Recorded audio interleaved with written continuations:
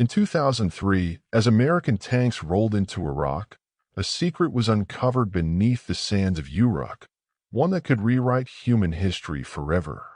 Deep underground, archaeologists claim they discovered the unthinkable, the long-lost tomb of Gilgamesh, the king who was half man, half god, once thought to be only myth. But this wasn't just a burial site. Satellite scans revealed strange magnetic anomalies, forbidden chambers, and something even more terrifying, advanced knowledge buried for over 4,000 years. Why did global media suddenly go silent about the find? Why did military forces seal the site within hours? And who or what was Gilgamesh really? The truth has been hidden long enough. This is the story they never wanted you to hear. Hey guys, tonight we travel to the sun-scorched plains of modern-day Iraq, a place you know from the news, but also a place the history books call the cradle of civilization. We're on a hunt for a ghost, a king so ancient he's more myth than man, and a tomb that scholars insisted could never be found. You're standing in the dust of millennia, where the air is thick with the ghosts of forgotten empires, and the heat shimmering off the sand can play tricks on your eyes. It's a place where reality itself feels a little thin. And let's be honest, if you're actually here, trying to follow in the footsteps of a 5,000-year-old hero king, with the kind of monsters and angry god he dealt with, you probably wouldn't survive the first day.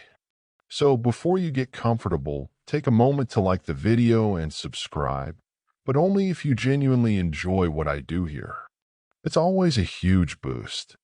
And for a bit of fun, post your location and what time it is where you are in the comments. It's amazing to see where everyone is tuning in from across the globe. Now dim the lights, maybe turn on a fan for that soft background hum, and let's ease into tonight's journey together. The year is 2003. The air in the German press room is stale, smelling faintly of old coffee and quiet desperation. You're crammed in with a handful of other journalists, a few sleepy-looking academics, and some government officials trying their best to look important. The lighting is that awful, buzzing fluorescent kind that makes everyone look a little unwell. Outside, it's a gray, drizzly day in Bavaria, but in here, a man at a simple wooden podium is about to transport everyone to the blistering desert sands of the ancient Near East. He is Dr. Georg Fassbinder, an archaeologist from the Bavarian Department of Historical Monuments in Munich. He's not a showman.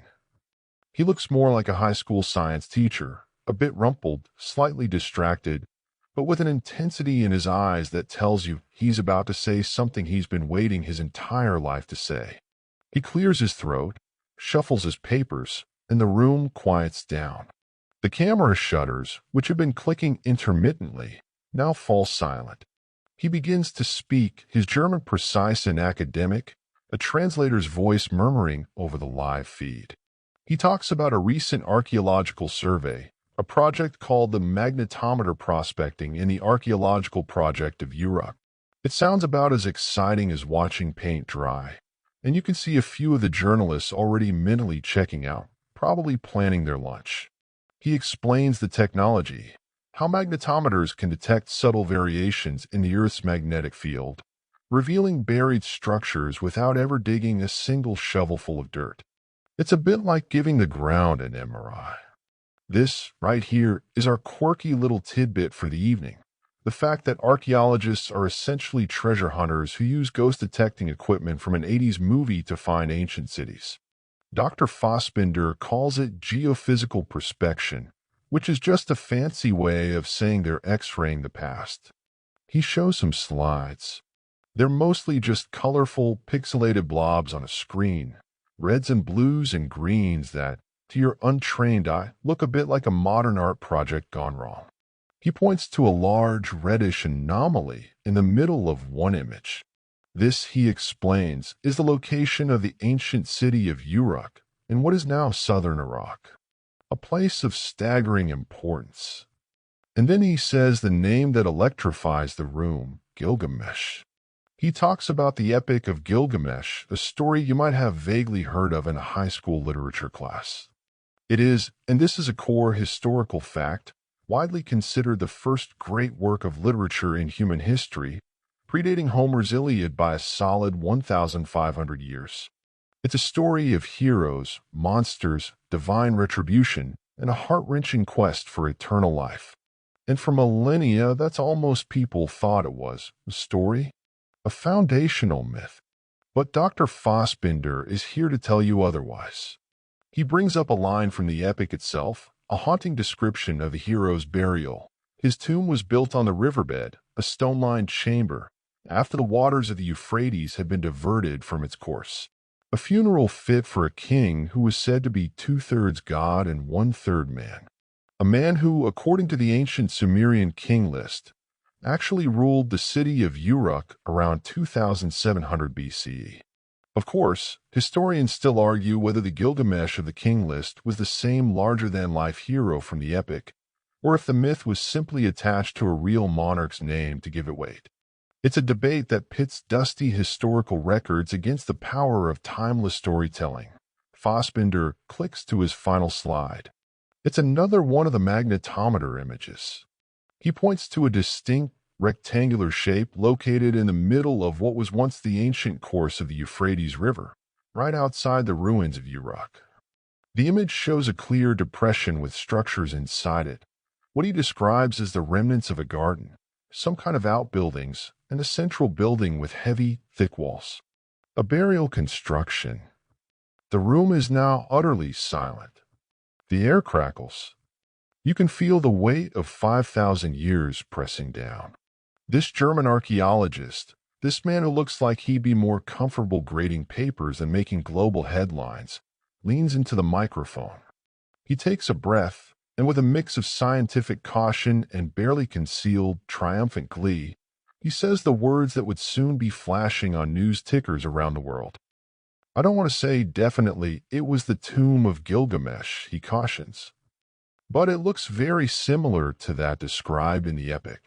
Then, unable to help himself, he adds, "We have found a structure that is a one-to-one description of the Tomb of Gilgamesh." The reporters erupt. Flashes pop. Questions are shouted. In a stuffy, unremarkable room in Bavaria, history has just been cracked wide open. Or so it seemed to understand the bombshell Dr. Fassbinder just dropped in that stuffy German room. We have to rewind. Not by a few years, but by nearly 5,000.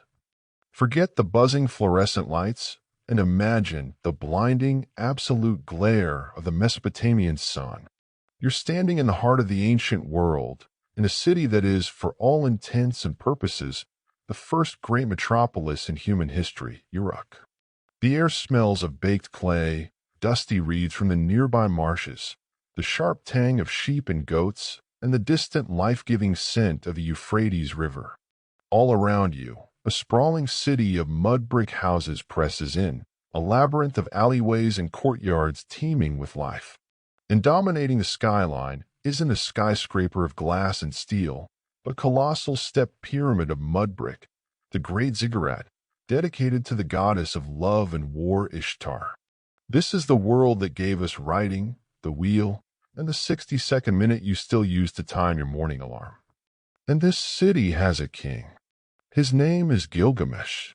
Now, before we get to the superhero stuff, let's talk about the man himself. For a long time, scholars thought Gilgamesh was just a Mesopotamian Hercules, a purely mythical figure. But then they found something incredible, the Sumerian king list. It's an ancient clay tablet, essentially a spreadsheet from 2000 BCE, listing all the kings of Sumer and the lengths of their reigns. And there, listed as the fifth king of the first dynasty of Uruk, is the name Gilgamesh. This is our key historical fact. Gilgamesh was almost certainly a real, historical king. The tablet, however, gets a little creative with the numbers. It says he ruled for 126 years, which, unless he had a skincare routine we could only dream of, suggests that even from the beginning, his story was seasoned with a heavy dose of legend.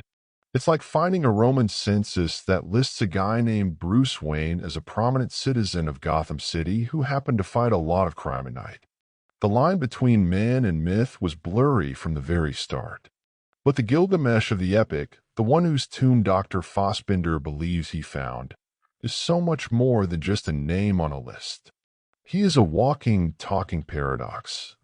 He is 2/3 divine and 1/3 human.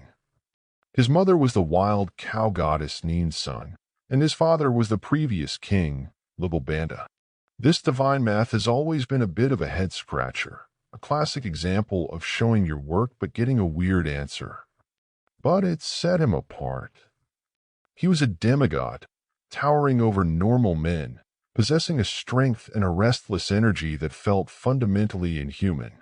Some of the more fringe interpretations of these ancient texts love to point to this, describing him as a giant, perhaps one of the Nephilim mentioned in other traditions, a remnant of a forgotten race of superbeings. It's a quirky and fascinating rabbit hole to fall down.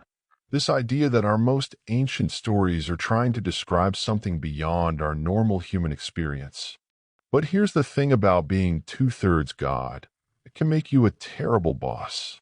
At the start of his story, Gilgamesh is less a benevolent ruler and more of a rockstar tyrant. He's arrogant, impulsive, and bored.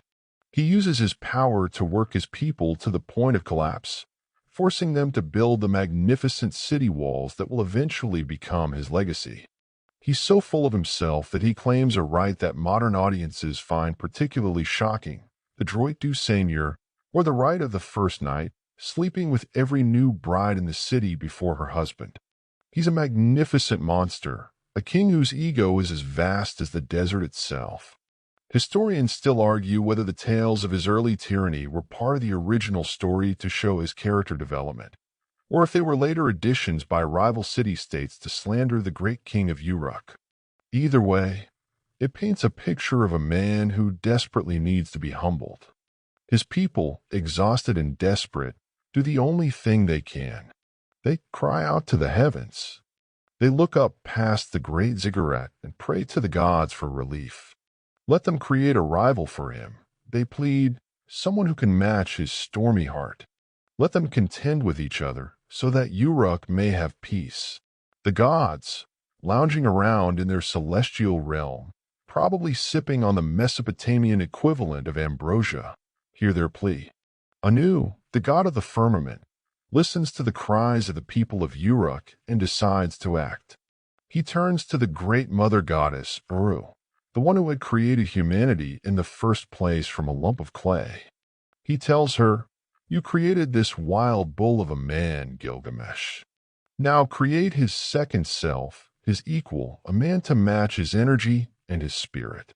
So the goddess Uruk washes her hands, pinches off a piece of primordial clay, and moistens it with her divine spit. She works it in her hands, shaping it into the form of a man. But not a city man, not a baker or a scribe or a soldier. She creates something new, something raw and untamed. She throws the clay figure down not into the bustling streets of Uruk, but far out into the wilderness, into the lonely, wind-swept steppe. And there, in the dust and the silence, a new being rises. He is a man, but not quite. His body is covered in matted hair. His locks are long and wild like a woman's, growing thick like the barley of the fields. He knows nothing of people or cultivated land. He is a creature of nature. He eats grass with the gazelles and drinks from the waterholes with the wild beasts. His name is Enkidu, and he is the answer to the people's prayers. He is the mirror image of Gilgamesh, and his arrival is about to change everything. Enkidu is, for all intents and purposes, a human animal. Picture him, a shaggy, powerful figure moving with the silent grace of a predator through the tall grasses of the Mesopotamian plain. He isn't just living in nature, he is nature. He's the physical embodiment of the world before walls, before writing, before kings. He runs with the herds. He understands their language of twitches and scents, and he protects them. This is where he first comes into conflict with humanity. A trapper, a man who makes his living catching the wild game of the steppe, keeps finding his pits filled in and his snares broken. Day after day, his livelihood is destroyed. Finally, hiding and watching, he sees this thing. Not quite a beast, not quite a man, moving with terrifying strength and intelligence, systematically freeing the animals from his traps. The trapper is frozen with fear. This creature, he realizes, is the master of this domain. He rushes back to his father and tells him what he saw. The father, a wise old man, gives him a piece of very strange, very Mesopotamian advice. He doesn't say, "Son, get a bigger spear." Instead, he says, "Go to Uruk. Find Gilgamesh. Tell him of this wild man. And ask him for a temple prostitute, a shamhat, to bring back with you." This is one of those moments where you have to pause and appreciate the sheer weirdness of the ancient world. Their solution to a wild man problem isn't violence. It's sex and civilization delivered by a holy priestess. A mainstream historical fact is that these women, the shamhats, were not simply commercial workers but were connected to the temple of Ishtar and played a complex role in society, sometimes participating in sacred rituals. Their sexuality was seen as a primal, civilizing force. So the trapper goes to Uruk, gets an audience with the king, and Gilgamesh, ever arrogant and intrigued by the idea of a man as wild as he is, agrees. He dispatches a shamhat named, fittingly, Shamhat. She travels with the trapper back to the steppe and waits by the watering hole where Enkidu brings his herds. When he appears, powerful and untamed, she doesn't scream or run. She simply reveals herself to him. The epic describes their encounter with a surprising frankness.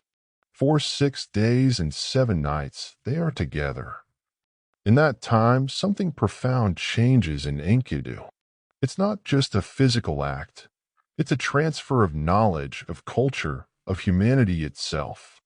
When he finally gets up to return to his herd, they no longer recognize him.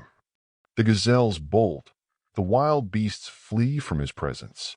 He has lost his connection to them. He tries to run as he did before, but his knees fail him, his body has weakened. He has gained wisdom, but he has lost his animal purity. Shamhat sees his confusion and speaks to him for the first time.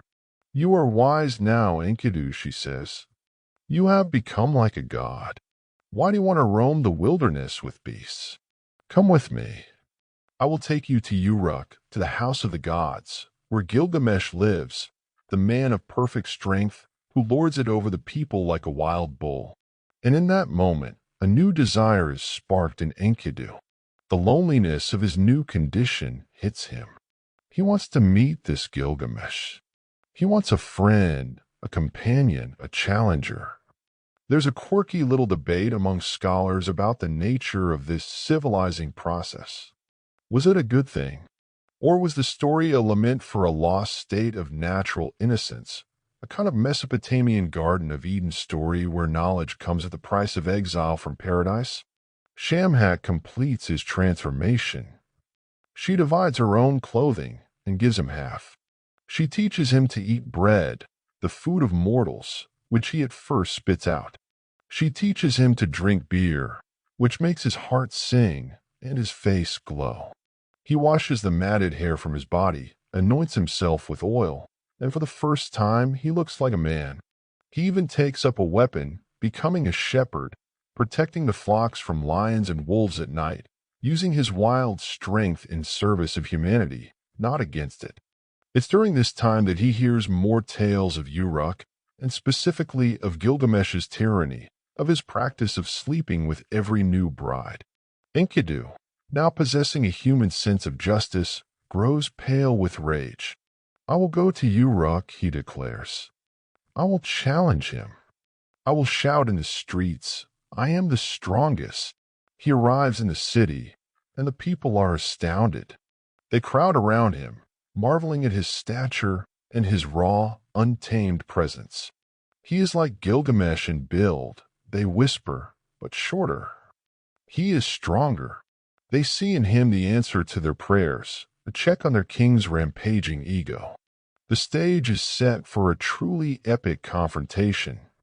Enkidu reaches the doorway of a house where a wedding is taking place. He stands there, blocking the entrance, his feet planted firmly on the threshold, just as Gilgamesh arrives to claim his right. The king, the demigod of Uruk, comes face to face with the wild man from the steppe. Neither will give way. They grapple. The city square becomes their wrestling ring. The epic describes a titanic struggle. They crash into each other like bulls. They shatter the doorposts. The walls of the house tremble. For the first time in his life, Gilgamesh has met his equal. Historians still argue whether this wrestling match was a literal event later mythologized, or a symbolic representation of the clash between civilization, Gilgamesh, and nature, Enkidu. Whatever its origin, the outcome is the same. After a tremendous battle, Gilgamesh, using his superior wrestling technique, finally forces Enkidu's knee to the ground. He wins. But as soon as the fight is over, his anger vanishes. He looks at this man, this incredible force of nature who matched him strength for strength, and he feels not triumphant, but a profound sense of respect and kinship. His rage subsides, and in its place, a friendship is forged. They embrace. They have tested each other and found a brother.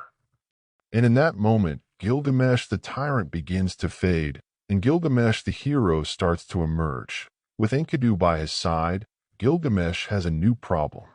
His restless, boundless energy, once spent on tormenting his own people, is now channeled into their friendship. But two demigods with nothing to do is a recipe for divine trouble. It's like a couple of teenagers who've just gotten their driver's licenses and have a full tank of gas. They need a road trip. Gilgamesh, perhaps looking for a way to cement his new, more heroic reputation, comes up with a plan. A glorious, terrible, incredibly ill-advised plan. He announces to Enkidu that they are going to travel to the legendary cedar forest, a place no mortal dares to enter. Their mission? To kill its fearsome guardian, a monster named Humbaba, and to cut down the sacred cedar trees to build a great gate. For the city of Uruk. Enkidu is horrified. He grew up on the edges of that forest. He knows what lurks there. Humbaba, he says, his voice trembling for the first time. His roar is the great flood, his mouth is fire, his breath is death. He can hear a rustling in the forest from 60 leagues away. Who would venture into his domain? Enkidu's description of Humbaba is fascinating. He isn't just a big brute. He's a force of nature appointed by the great god Enlil, the chief of the Mesopotamian pantheon, to protect the sacred forest. Killing him isn't just a heroic feat. It's a direct act of sacrilege. It's like deciding to go to Yosemite and punch a grizzly bear that the Park Service has specifically designated as a divine ranger. This is a bad idea on every level. But Gilgamesh is high on his own heroic aspirations. He's tired of a quiet life. I must make a name for myself, he declares. I will go, and if I fall, at least they will say that Gilgamesh fell fighting the mighty Humbaba. He's driven by a desire for fame, for a legacy that will outlive him. It's a very human motivation, even for a demigod. He completely dismisses Enkidu's warnings. The elders of Uruk are also appalled. They gather and plead with their king. You are young, Gilgamesh, they say. Your heart has carried you away. Do not trust in your own strength alone. But seeing that he is immovable, they give him their blessing, entrusting his safety to Enkidu. Let Enkidu go before you, they advise. He knows the way, he has seen the road. Let him protect his friend. Before they leave, Gilgamesh performs a series of rituals. He goes to the temple of his mother, the goddess Nin's son. She, too, is heartbroken at his decision. She dons her finest robes, climbs to the roof of her temple, and offers incense to the sun god Shamash. She essentially complains to Shamash, the god of justice, asking him why he put this restless heart in her son, driving him to such a dangerous quest. Shamash, for reasons that aren't entirely clear, seems to be on Gilgamesh's side. He promises Nin's son that he will help protect him by unleashing the great winds against Humbaba when the time is right. This divine favoritism is a key element of many myths, but historians still argue whether Shamash's support was an original part of the story or added later to make Gilgamesh's actions seem more justified. It's a bit like getting a divine permission slip for a crime you're about to commit. The journey to the cedar forest is epic. It takes them 6 days to cover a distance that should have taken 6 weeks. They cross 7 mountains. Each night, Gilgamesh performs a ritual to induce a dream. He digs a well, sets up a grain offering, and Enkidu builds a shelter and performs a kind of warding spell to catch the dream. The dreams Gilgamesh has are terrifying. He dreams of a mountain falling on them, of a terrible thunderstorm that rains down death, of a wild bull goring them. But each time Enkidu, now the loyal and supportive friend, reinterprets the nightmares in a positive light. The mountain, my friend, is Humbaba, he says. But we will capture him and throw him down like a bull. The storm is our protector, Shamash. We will be safe. It's a classic case of a friend telling you what you want to hear, even when all signs point to impending doom. They finally arrive at the edge of the forest, and it is magnificent. A wall of green, of a vast, silent, brooding presence. The cedars are so tall they scrape the heavens. The scent of cedar resin hangs heavy in the air. For a moment, they stand in awe. But as they step inside, a paralyzing fear grips Gilgamesh. His arms go numb, his legs feel weak. He leans on Enkidu, his courage completely gone. Enkidu, however, has found his own resolve. Remember the boasts you made in Uruk, he shouts. Stand up and fight. His words shake Gilgamesh from his stupor. They venture deeper, their axes in hand, until they come face to face with the guardian. Humbaba is more terrifying than they could have imagined. Clay tablets from this period often depict him with a grotesque face made of coiled intestines, a demonic and truly unsettling image. This is a mainstream archaeological fact. Several of these Humbaba masks have been found, likely used in rituals. He is a monster of primal chaos. He taunts them, mocks them. Fools, he bellows. Why have you come here? A battle ensues, and it is cataclysmic. The forest shakes, the sky darkens. Gilgamesh and Enkidu are powerful, but Humbaba is a whirlwind of destruction. Just as it seems they will be overwhelmed, Gilgamesh remembers to pray to Shamash, and the sun god delivers on his promise. He unleashes 13 great winds, the north wind, the south wind, the whirlwind, the storm wind, the ice wind, that blind Humbaba, pinning him from all sides. He is immobilized. The great monster is defeated. He pleads for his life. Let me go, Gilgamesh, he begs. I will be your servant. I will guard these woods for you. Gilgamesh, in a moment of compassion, hesitates. He considers sparing him. But Enkidu, ever the pragmatist, warns him against it. Do not listen to him, he urges. If we let him go, he will surely hunt us down. We must finish this. There's a quirky, almost modern debate here about the morality of this moment. Was Enkidu right, or was this a moment of cold-hearted cruelty that sealed their fate? Gilgamesh listens to his friend. With a final, great blow from their axes, they strike off the head of Humbaba. The forest groans one last time, and then there is silence. They have done the impossible. They have slain a demigod and defied the will of Enlil.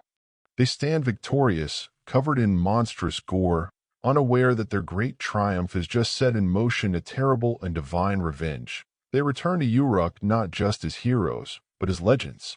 Imagine the scene, Gilgamesh and Enkidu, marching through the city gates, carrying the monstrous, leering head of Humbaba as a trophy. The people go wild. They cheer their king, the one who was once their oppressor, but is now their champion. They celebrate Enkidu, the wild man who became their city's greatest hero. Gilgamesh, basking in the glory, does what any victorious hero would do. He takes a bath. He washes the grime and gore of the battle from his body, combs his long dark hair, and puts on his finest royal robes and his crown. Cleaned up and standing in the golden light of the Mesopotamian afternoon, he looks every bit the demigod king he is, radiant, powerful, and devastatingly handsome. And his splendor does not go unnoticed. From her temple atop the great ziggurat, Ishtar, the goddess of love and war, patron deity of Uruk, is watching. And she likes what she sees. Ishtar is not a subtle goddess. She's the embodiment of passion, desire, and ferocious, often lethal jealousy. Seeing Gilgamesh in all his glory, she's overcome with lust. She descends from her temple and appears before him, her voice dripping with divine honey. "Come, Gilgamesh," she purrs, "be my husband. Give me your fruit. You be the man, I'll be the woman." She promises him lavish gifts, a chariot of lapis lazuli and gold, drawn by storm demons. She promises that all the kings of the world will bow down to him and kiss his feet. She offers him power, wealth, and divine love. It's the kind of offer most mortals could only dream of. But Gilgamesh, fresh off his victory and overflowing with a dangerous level of self-confidence, is not most mortals. He looks at the most powerful goddess in the city, and he turns her down, flat. And he doesn't just say, "No, thank you." He is insulting, even cruel. He throws all her past failed relationships in her face. He calls her a back door that lets in the wind and the draft, a shoe that bites its owner's foot. He lists her previous lovers, a shepherd, a gardener, a lion, a stallion, and recounts the terrible fates that befell each of them after she grew tired of them. "You turned the shepherd into a wolf," he taunts, "and now his own dogs chase him. You loved the lion, perfect in strength, and then you dug 7 pits for him." He concludes by saying, "If you love me, you will treat me just like them." It's an epic, divine, "it's not me, it's you" speech. A mainstream historical fact is that Ishtar, or her Sumerian predecessor Inanna, had a reputation in Mesopotamian mythology for being notoriously fickle and dangerous to her lovers, so Gilgamesh's accusations were not unfounded. They were, however, incredibly foolish to say to her face. Ishtar is, to put it mildly, enraged. No one rejects Ishtar. She flies into a divine fury, her beautiful face contorting with rage. She ascends to the heavens, straight to her father, Anu, the god of the sky, and her mother, Untu. She weeps, she screams, she throws a celestial tantrum. "Father," she wails, "Gilgamesh has insulted me. He has recited my stinking deeds, my shameful and revolting acts." She demands vengeance, and she has a specific punishment in mind. "Give me the bull of heaven," she insists, "so I can kill Gilgamesh." The bull of heaven is not just any bull. It is a cosmic beast of immense destructive power, whose snort can cause chasms to open in the earth, and whose presence brings drought and famine. Anu is hesitant. He knows the consequences. "If I give you the bull of heaven," he warns, "there will be 7 years of famine in Uruk. Have you gathered enough grain? Have you grown enough grass for the cattle?" Ishtar, in her rage, lies. "Yes, yes," she says impatiently. "I have stored up grain for the people. I have provided fodder for the beasts. Just give me the bull." Her lie is a point of some debate among scholars. Did she genuinely believe she had prepared, or was her desire for revenge so all-consuming that she was willing to let her own city starve just to spite Gilgamesh? Whatever her motive, her fury is convincing. She threatens to smash the gates of the underworld and release the dead to feast upon the living if she doesn't get her way. It's a threat of a full-scale zombie apocalypse. Faced with this, Anu reluctantly gives in. The Bull of Heaven descends to the earth, and the effect is immediate and catastrophic. It lands in Uruk, and with its first snort, a huge pit opens up, and 100 young men of the city fall in and die. With its second snort, another chasm appears, and 200 more men plummet to their deaths. It is a scene of absolute chaos and destruction. The ground cracks, buildings tremble. The city that Gilgamesh had worked so hard to build is being torn apart. But just as the bull is about to let out a third city-destroying snort, Enkidu leaps into action. He grabs the monstrous bull by its horns. The beast is incredibly powerful, spewing foam and spittle over him, but Enkidu holds on. He calls out to Gilgamesh, "Friend, we boasted we would be famous. Now prove it." Gilgamesh, his courage restored by his friend's bravery, moves with the skill of a master matador. He directs Enkidu to hold the bull steady while he positions himself. He waits for the perfect moment, and then with a swift, clean motion, he thrusts his sword into the space between the bull's neck and its horns, killing it instantly. The great cosmic beast collapses in a heap. They have done it again. They have defeated a divine monster sent to destroy them. To celebrate, they cut out the bull's heart and offer it to the sun god Shamash. Then, in an act of ultimate disrespect, Enkidu tears off one of the bull's haunches and hurls it at the face of Ishtar, who is watching in fury from the city walls. "If I could lay my hands on you," he shouts at her, "this is what I would do to you." It is the final, fatal insult, one that the gods will not forgive.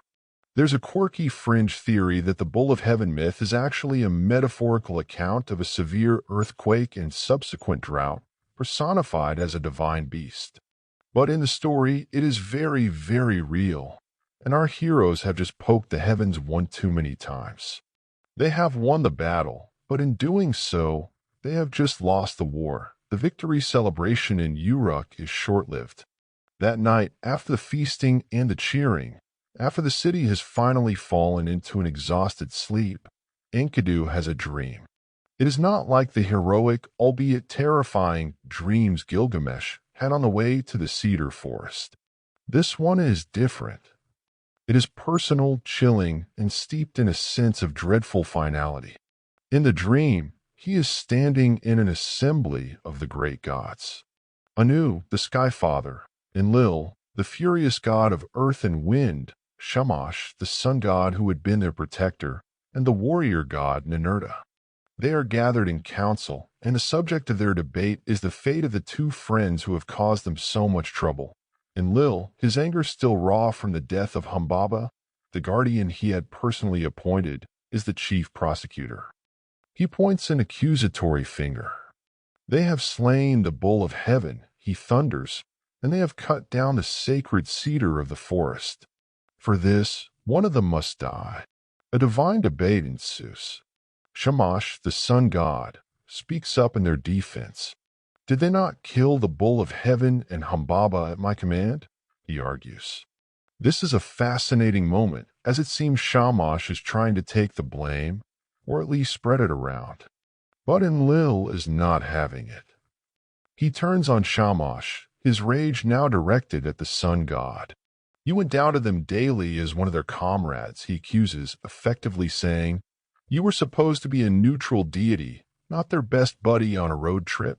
The Council of the Gods, a scene which provides a key historical fact about Mesopotamian religion that was polytheistic and often depicted the gods as squabbling and political, much like humans, reaches a verdict.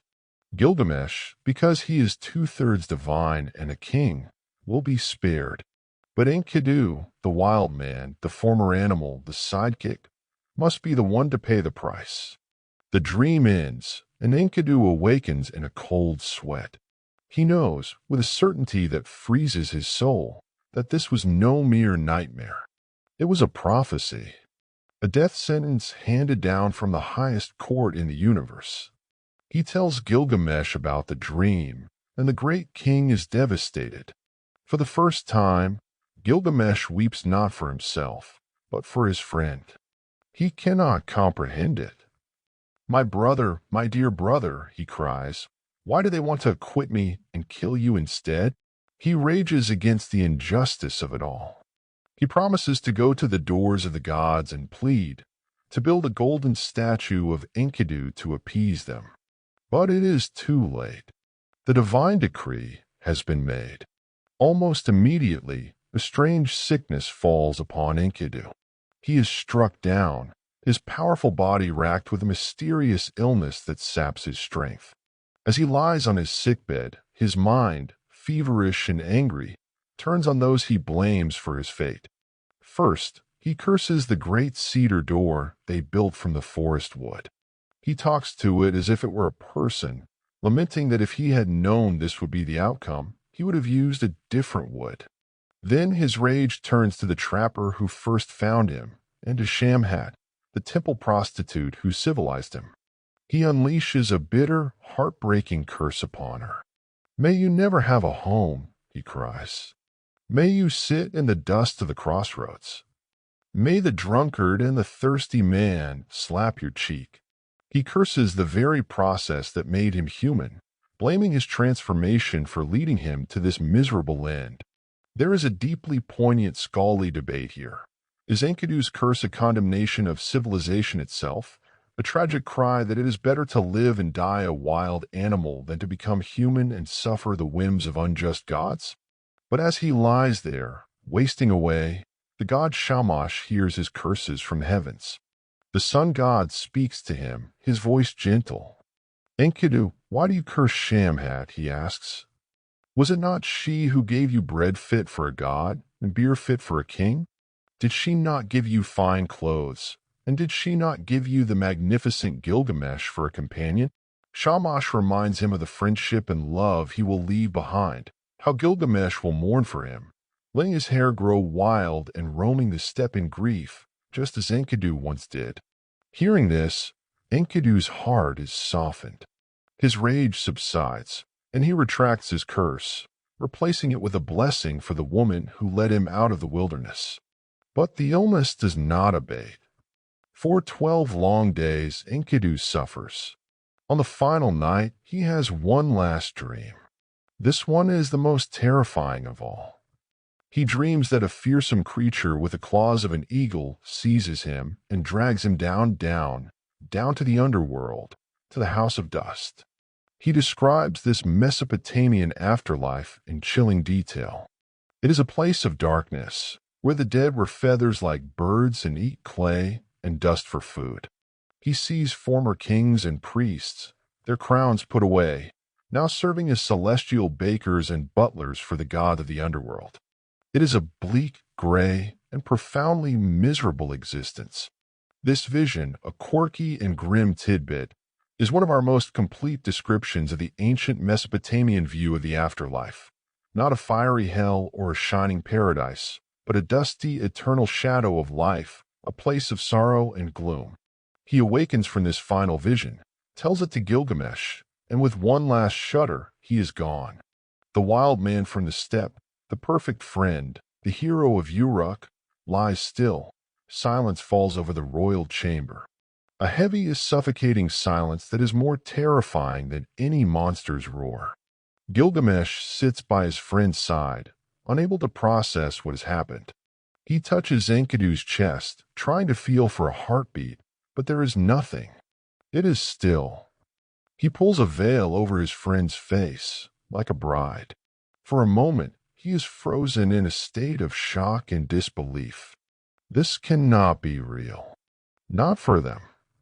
They were Gilgamesh and Enkidu, the slayers of Humbaba, the conquerors of the Bull of Heaven. They were invincible. But the stillness of his friend is an undeniable, brutal fact. And then the grief hits him. It doesn't come as a quiet sorrow. It comes as a physical force storm. He lets out a roar, a cry of pure animalistic pain that echoes through the palace. The epic says he paced back and forth, like a lioness whose cubs have been taken away. He tears at his hair, rips his fine royal robes to shreds. He pulls off his jewelry, his rings and pendants, and throws them to the ground as if they are worthless trinkets. All the symbols of his power and his glory now mean nothing. The man who made that glory possible, the man who shared in it, is gone. For 6 days and 7 nights, he refuses to allow Enkidu to be buried. He sits with the body, watching, waiting, hoping for a sign, a twitch, a breath. He is in a state of profound denial. He talks to his friend, pleads with him to wake up. He cannot accept that this is the end. This vigil is a strange and morbid detail, but it speaks to the depth of his shock.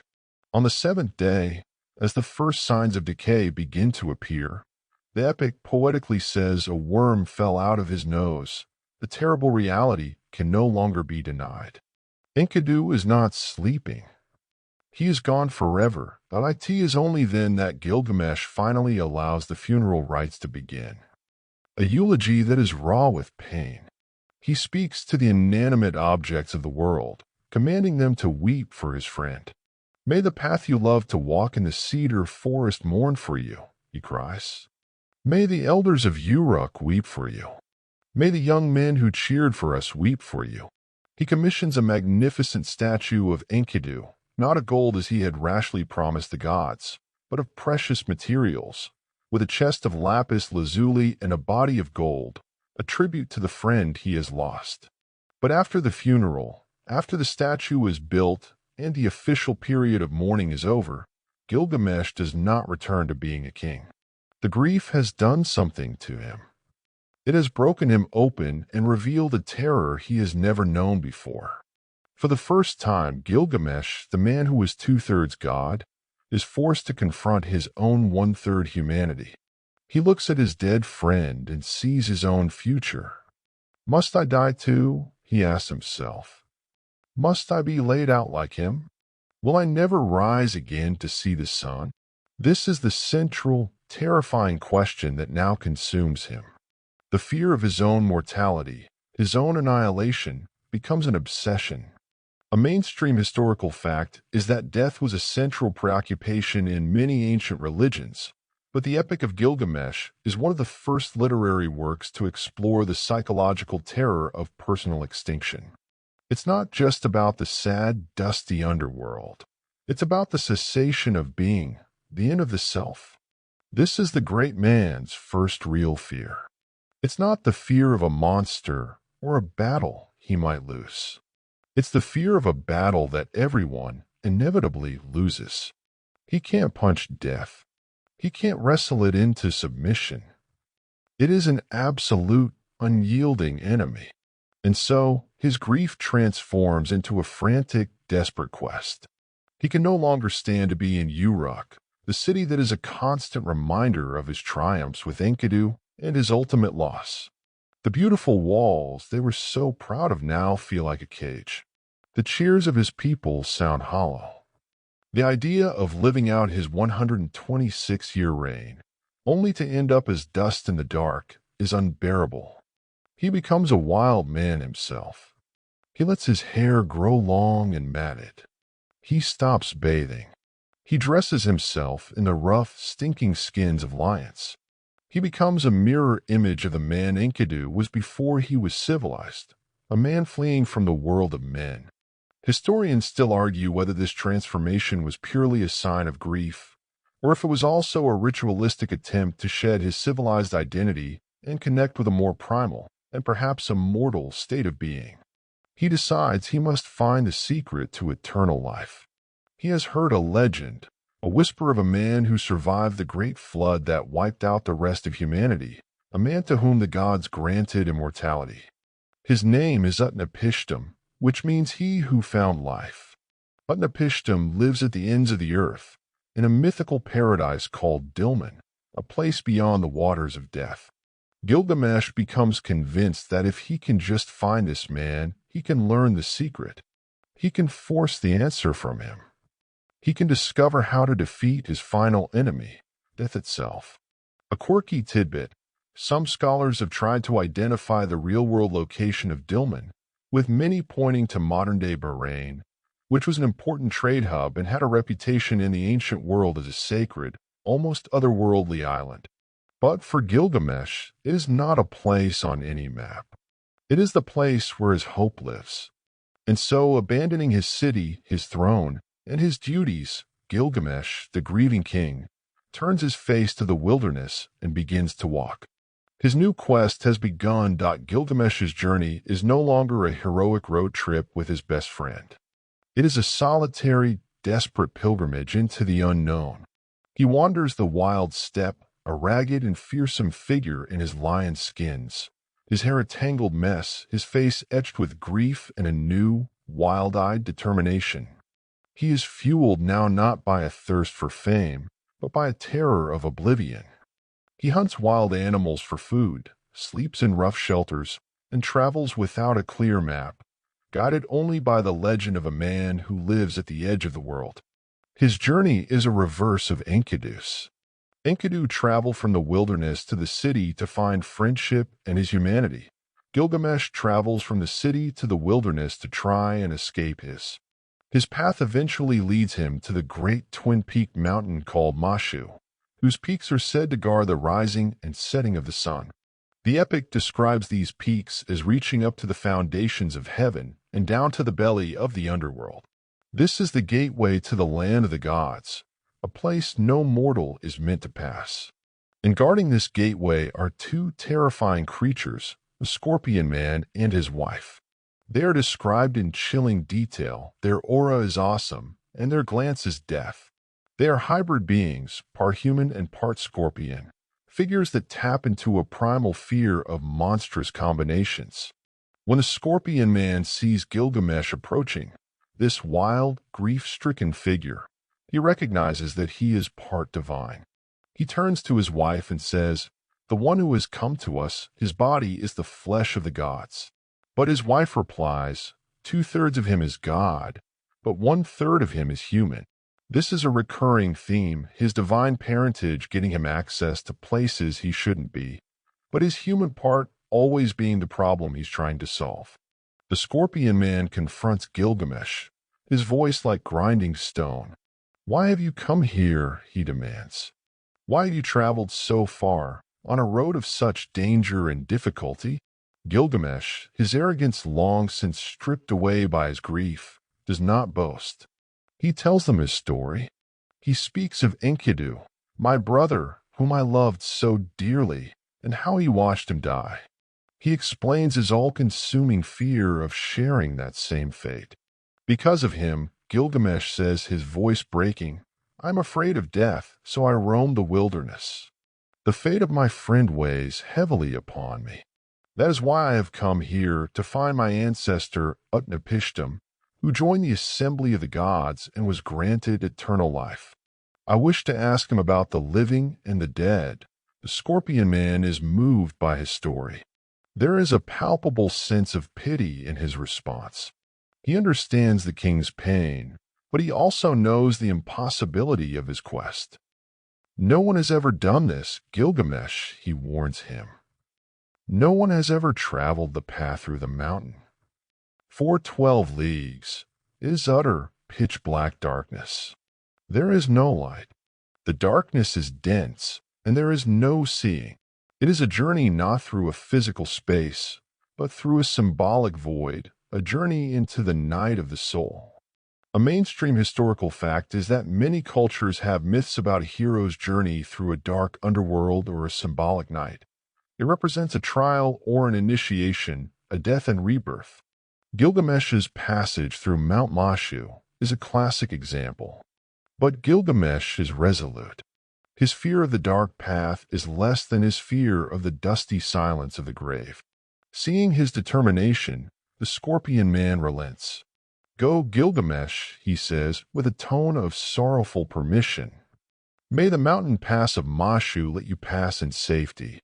The great gate of the mountain swings open, and Gilgamesh plunges into the darkness. The epic describes his journey through the tunnel in agonizing detail. For 12 double hours or leagues, A measure of time or distance, he walks in absolute blackness. He can see nothing ahead of him, nothing behind him. The darkness is so thick it's almost a physical substance. This is not the comforting dark of a quiet night. It's the primal, terrifying dark of non-existence, the very thing he is running from. Historians still argue whether this journey was meant to be literal or purely allegorical. Was it a real cave system known to the Sumerians, or was it a metaphor for a deep, depressive state, a journey through the dark night of the soul, as later mystics would call it? He walks on, his only companion the sound of his own footsteps and the pounding of his own heart. The text emphasizes the profound loneliness and terror of the journey. After 9 leagues, he feels a breath of wind on his face, a sign that there might be an end. After 10, the dawn is near. After 11 leagues of darkness, he finally sees the first glimmer of light. And after 12 leagues, he emerges, blinking, into a world of dazzling, impossible beauty. He finds himself in a garden of jewels. The trees are made of precious stones. The bushes bear gems as fruit. The carnelian trees drip with clusters of ruby-red fruit, and the lapis lazuli trees have leaves of shimmering blue. It is a divine, magical place, a sight no mortal has ever seen. It's a quirky, almost psychedelic scene that feels like it's straight out of a fantasy novel. This garden of the gods, with its gemstone fruit, is a reward for surviving the passage through the dark. He has passed the first great trial of his quest. He has walked through the symbolic darkness of death and emerged on the other side. But his journey is far from over.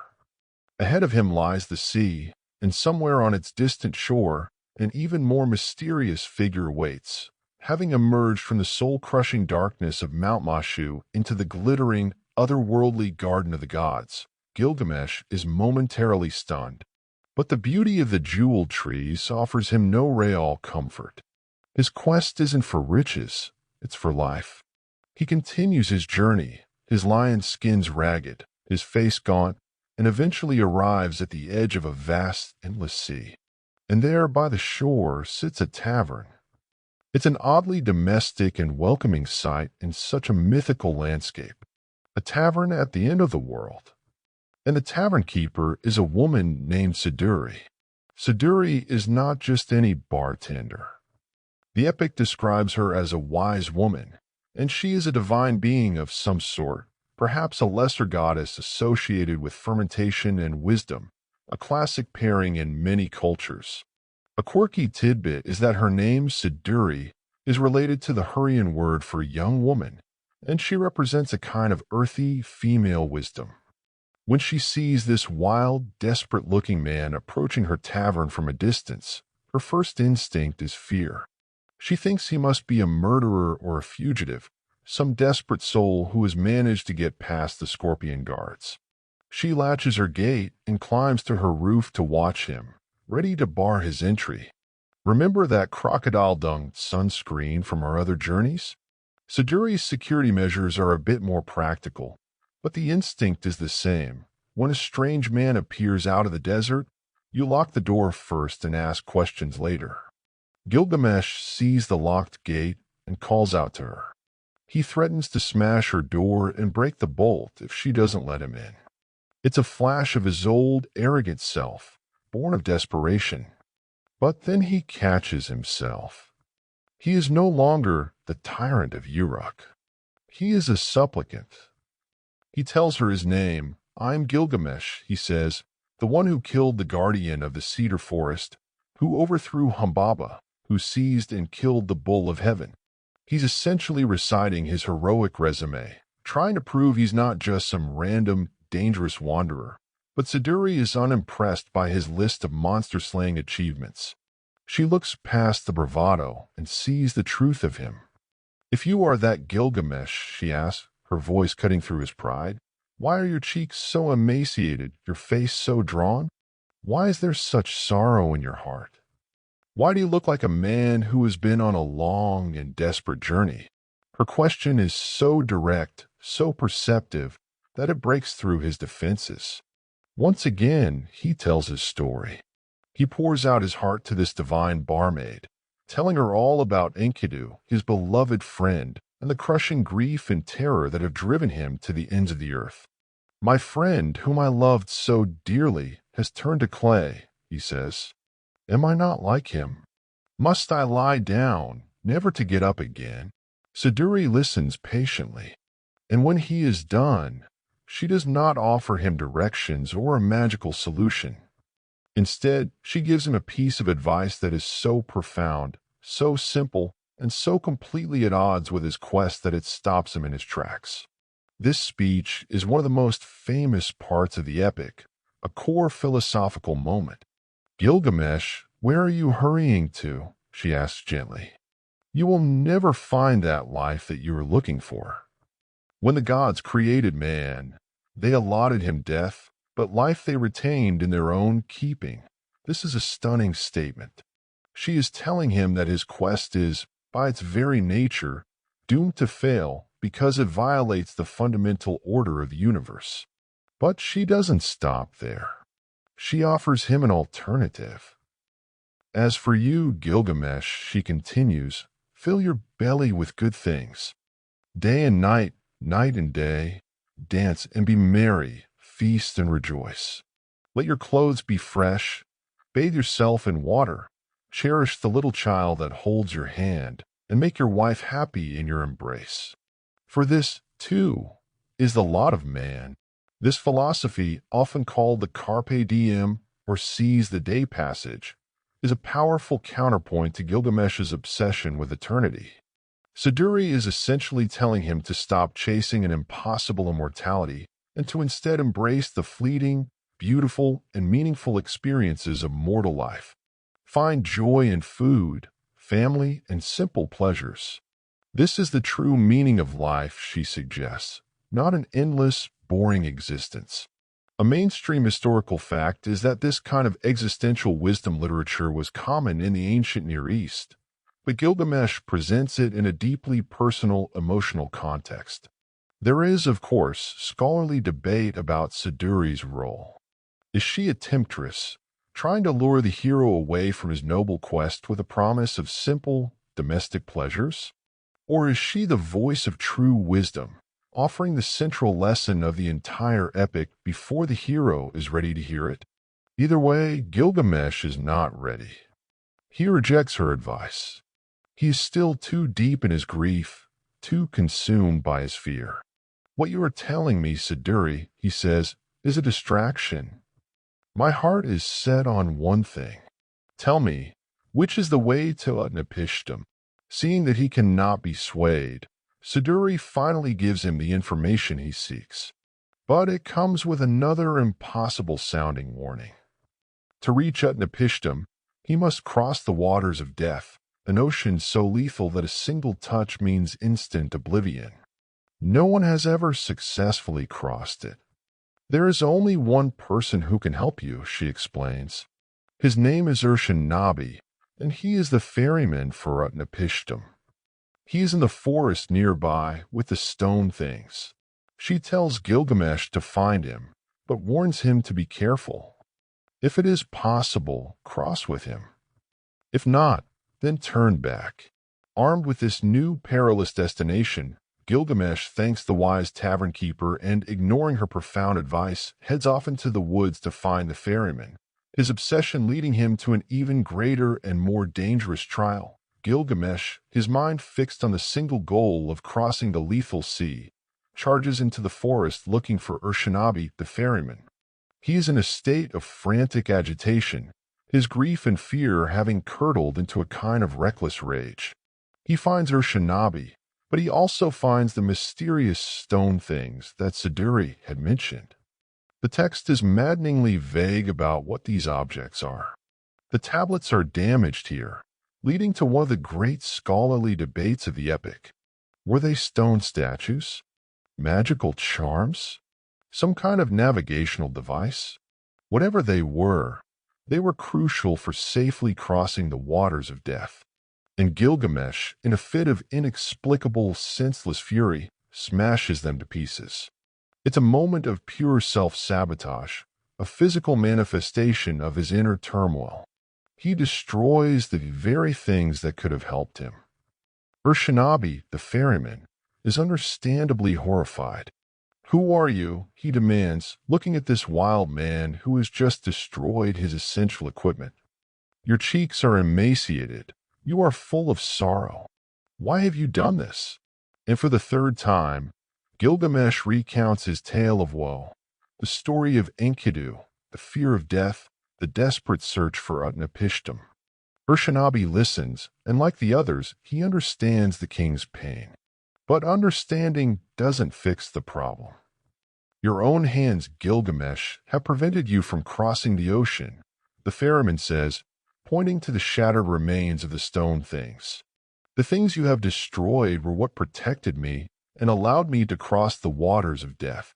He has, it seems, reached a dead end. His own anger has made his quest impossible.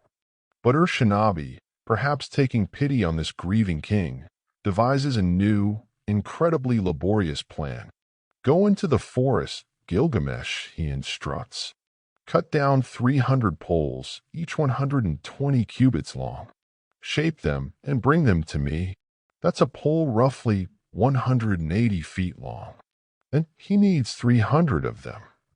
It's a Herculean task, a punishment for his foolish act of rage. Gilgamesh, with no other choice, sets to work.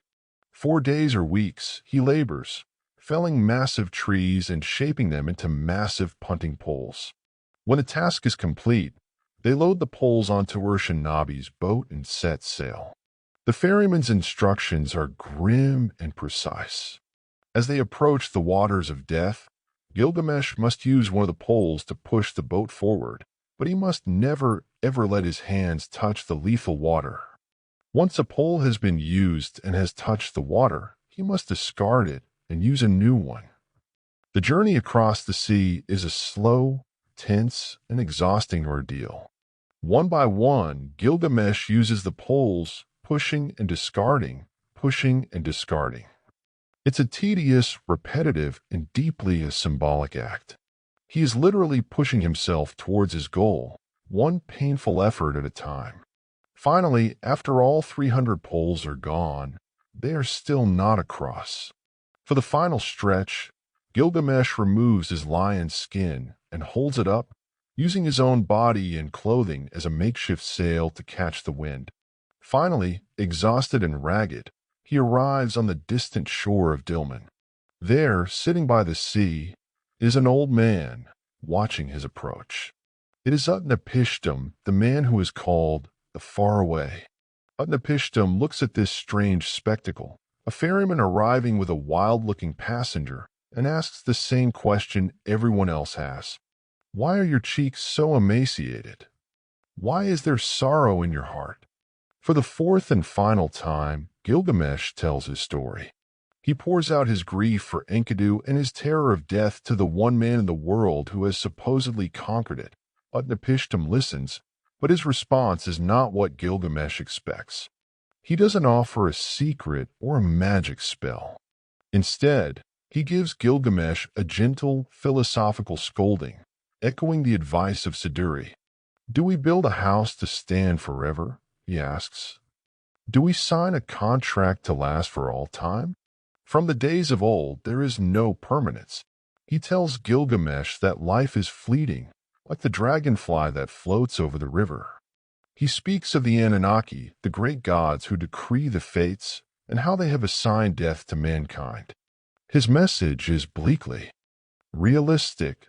Death is the price of life. But Gilgamesh is not satisfied. He looks at this old man who seems perfectly human, not some radiant god. "I look at you, Utnapishtim," he says, "and you are not different from me. You are just like I am. How did you get here? How did you join the assembly of the gods and receive eternal life?" He wants the story. He wants the step-by-step instructions.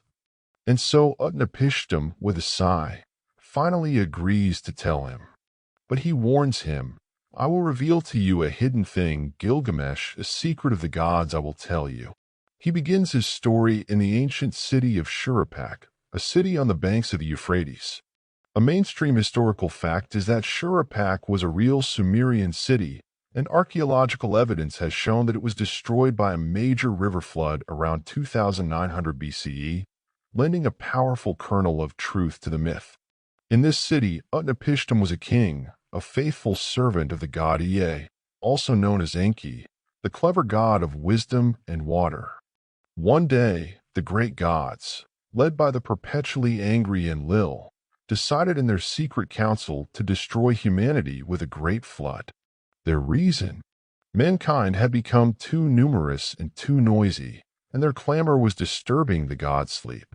It's a quirky and almost comically petty reason for a global cataclysm, like a grumpy neighbor calling in a divine noise complaint. The gods all took an oath of secrecy. But the god Ea, clever and fond of his human servant, found a loophole. He couldn't warn Utnapishtim directly, so he went to the reed hut where Utnapishtim lived and spoke to the wall. Reed hut, wall, wall, he whispered.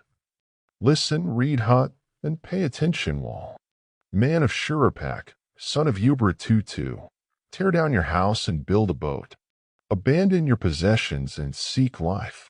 Forsake your belongings and save your life. Put on board the seed of all living things.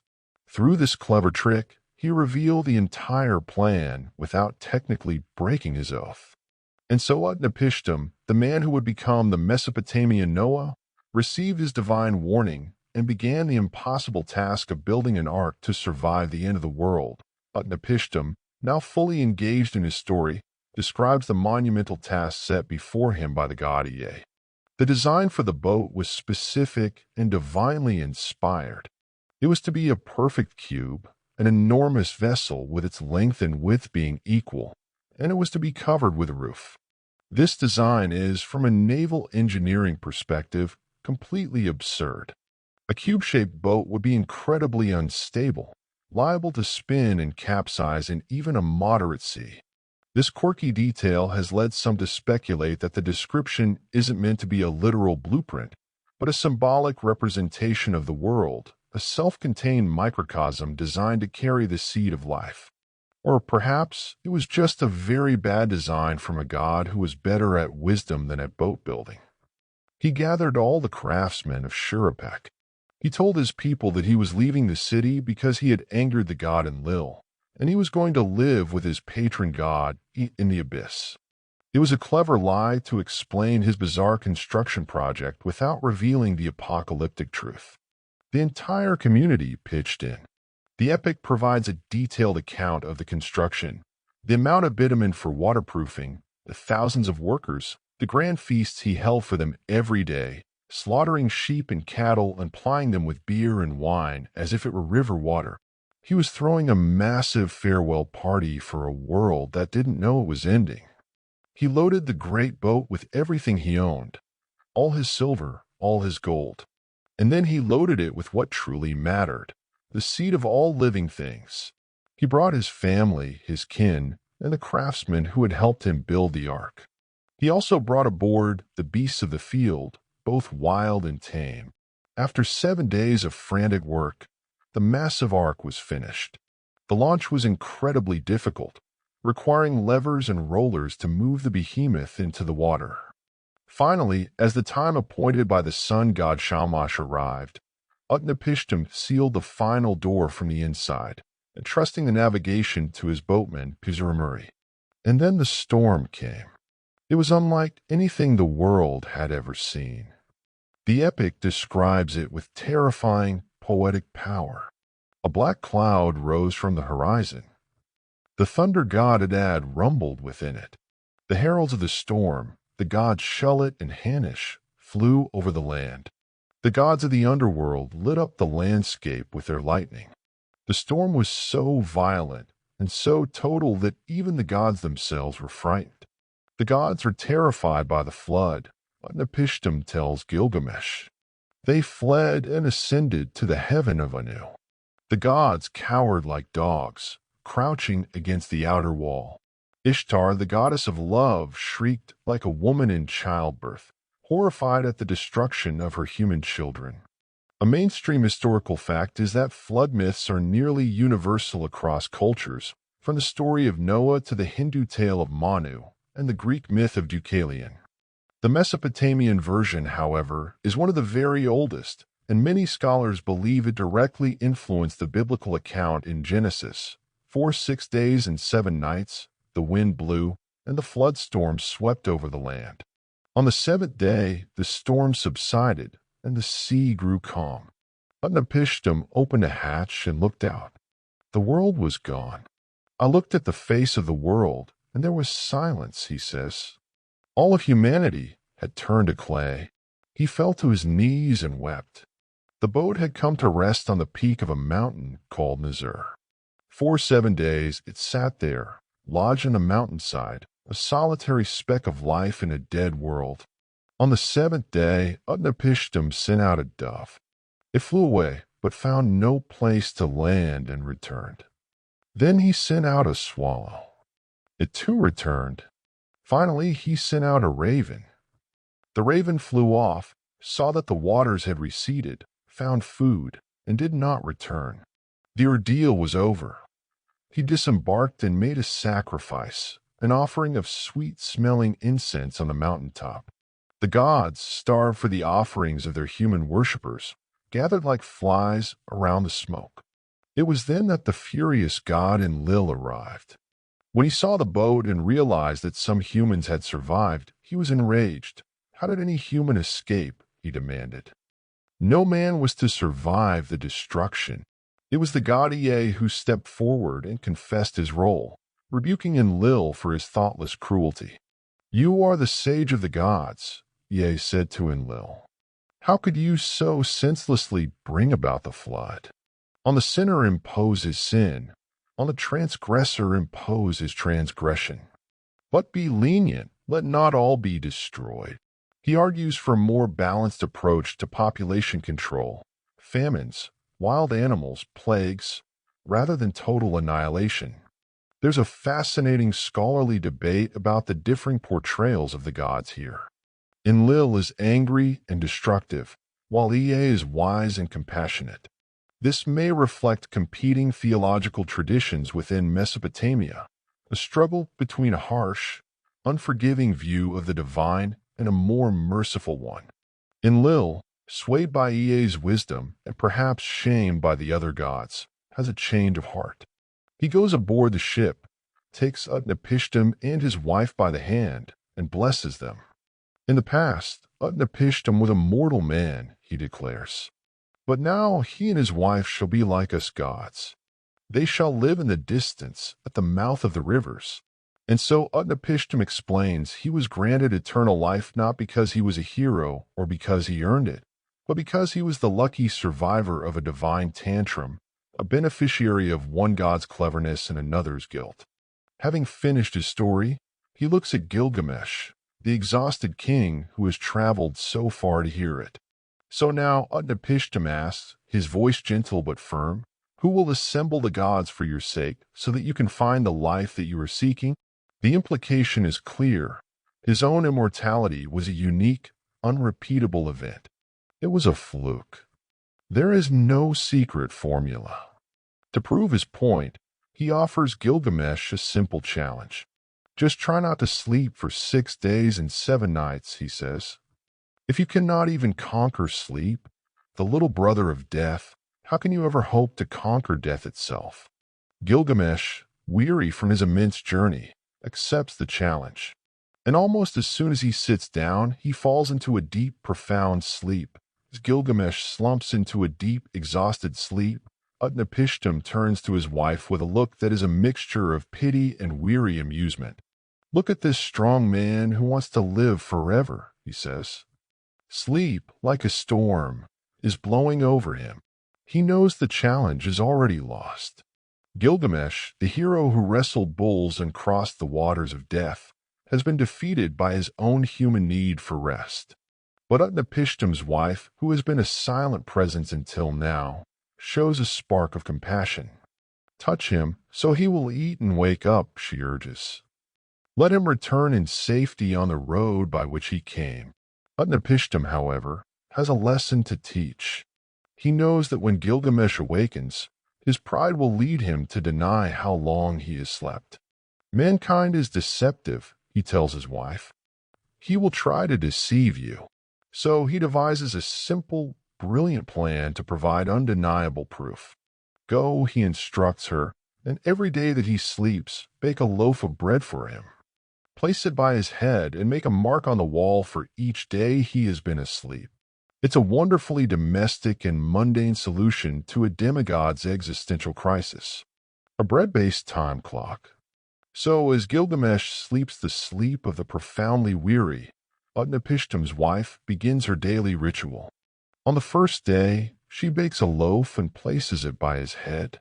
The loaf is fresh and warm.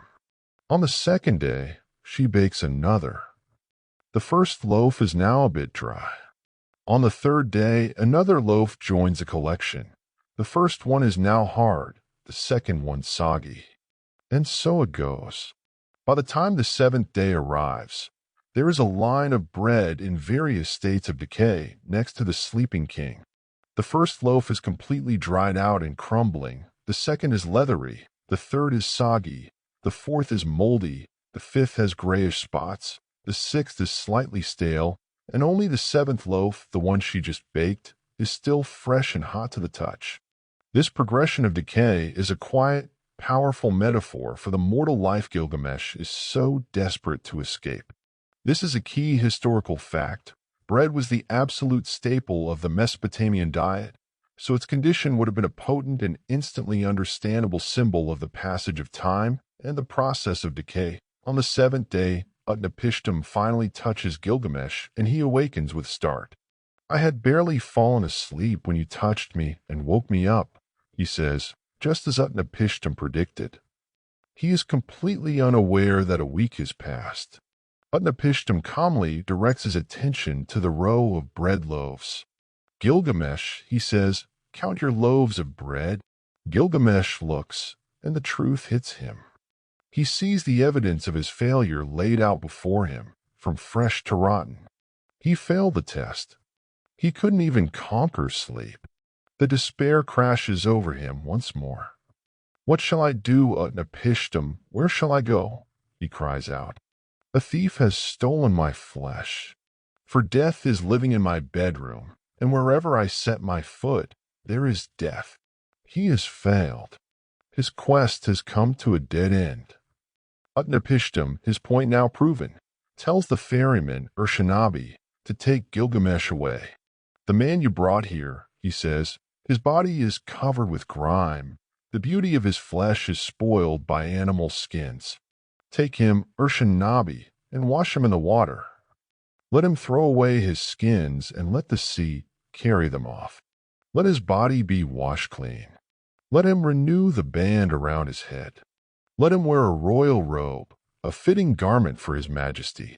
This is a command for a ritual purification. Gilgamesh must shed the symbols of his wild grief and his failed quest and become a king again. Urshanabi takes him, washes his matted hair, and gives him fresh clothes. Gilgamesh, clean and robed, looks once more like the king of Uruk. He and the ferryman board the boat to begin the long journey home. He has failed to find eternal life. But just as they are pushing off from the shore, Utnapishtim's wife again speaks to her husband. Gilgamesh has traveled so far. He is weary and has suffered much, she says. What will you give him to carry back to his land? Her compassion prompts Utnapishtim to offer one final, secret piece of knowledge. He calls Gilgamesh back to the shore. Gilgamesh, he says, I will tell you a secret of the gods, a hidden mystery. He tells him of a plant that grows on the bottom of the sea. It has thorns like a rose that will prick the hand, but it is a magical plant. It is not a plant of immortality, he is careful to explain, but a plant of rejuvenation. It will not make you live forever, but if an old man eats it, it will restore his youth. He calls it, the old man becomes a young man again. This is a crucial distinction and a source of much scholarly debate. Is this a lesser prize, or is Utnapishtim offering a different kind of wisdom, that the cycle of life, death, and renewal is more valuable than a static, unchanging eternity? Gilgamesh is electrified. This is it. A second chance. A tangible prize. He ties heavy stones to his feet, just as pearl divers would, opens a shaft to the deep, and sinks down into the abyss. He finds the plant, and though its thorns tear at his hands, he plucks it from the seafloor. He cuts the stones from his feet, and the sea throws him back up onto the shore. He holds the thorny plant in his hands, triumphant. He shows it to Uruk. With this plant, he declares, a man can regain his youthful vigor. I will take it back to Uruk. I will give it to the old men of the city to eat. I will eat it myself when I am old and be returned to the youth I am today. His plan is noble. He will share this gift. His quest has shifted from a selfish desire for his own life to a plan to benefit his entire community. He has found his prize, not eternal life, but the secret to conquering old age. And carrying it carefully, he begins the long journey home, his heart, for the first time in a long time, filled with hope. But the final actor in this drama, a silent and patient creature, is waiting for its moment on the stage. With the precious, thorny plant in his possession, Gilgamesh's entire demeanor changes. The journey back with Uruk is not one of despair, but of hopeful anticipation. He has a tangible piece of magic, a way to cheat the slow decay of time, if not death itself. He has failed in his primary quest for immortality, but this feels like a victory nonetheless. He can bring a miracle back to his people. He can undo the ravages of age.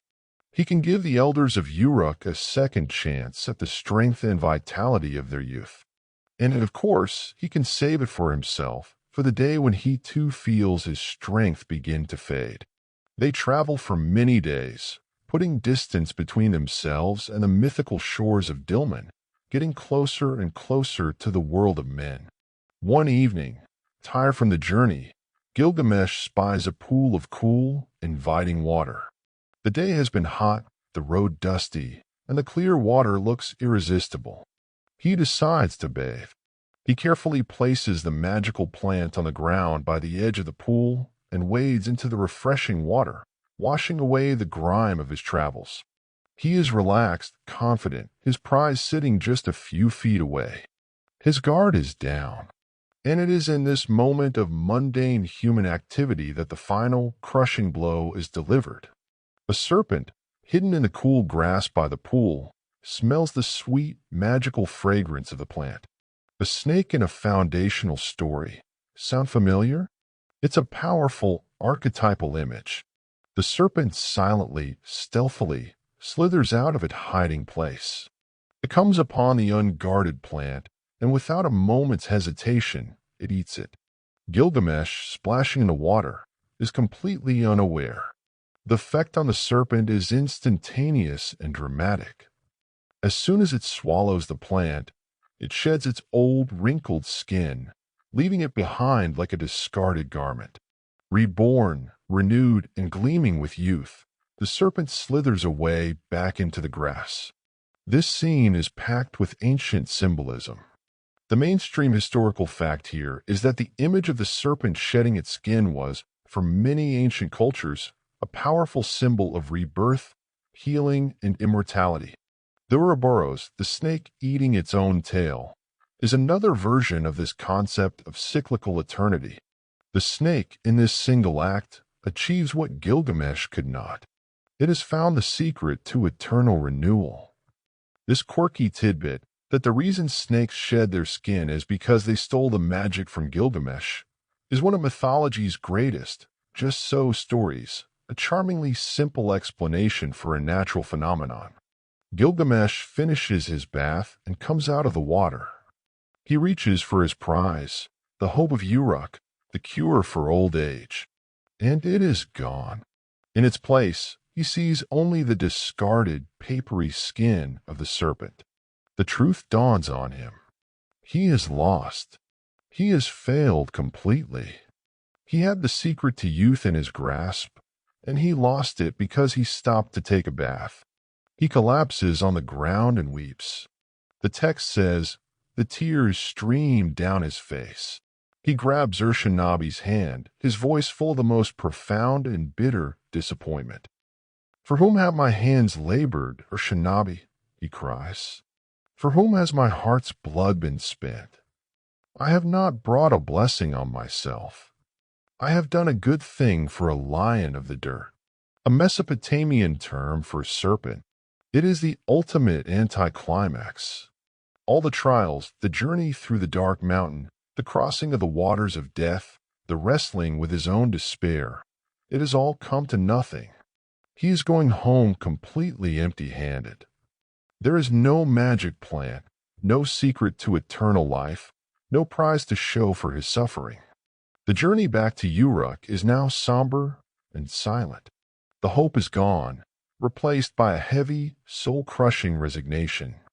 He has thrown himself against the walls of reality and has been utterly, comprehensively defeated. They finally approach the great city of Uruk.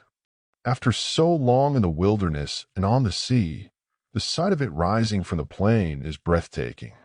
And it is here, in this moment of ultimate failure, that the final transformation of Gilgamesh occurs. He turns to Urshanabi, the ferryman, his companion in this final leg of his journey. His voice is different now. It is not angry, not despairing. It is quiet, calm, and filled with a new kind of pride. Go up on the wall of Uruk, Urshanabi, and walk around, he says. Inspect the foundation platform and examine the brickwork. See if it is not made of burnt bricks, and if the 7 sages themselves did not lay its foundations. He points to the city's massive, gleaming walls, the very walls he had once forced his people to build, the project that marked him as a tyrant. But now he sees them in a new light. He is not pointing to a magical plant or a divine secret. He is pointing to a work of human hands, a work of his hands, a legacy built of clay and effort. Scholars still debate the precise meaning of this final scene. Is it a moment of sad resignation, a hero accepting a consolation prize?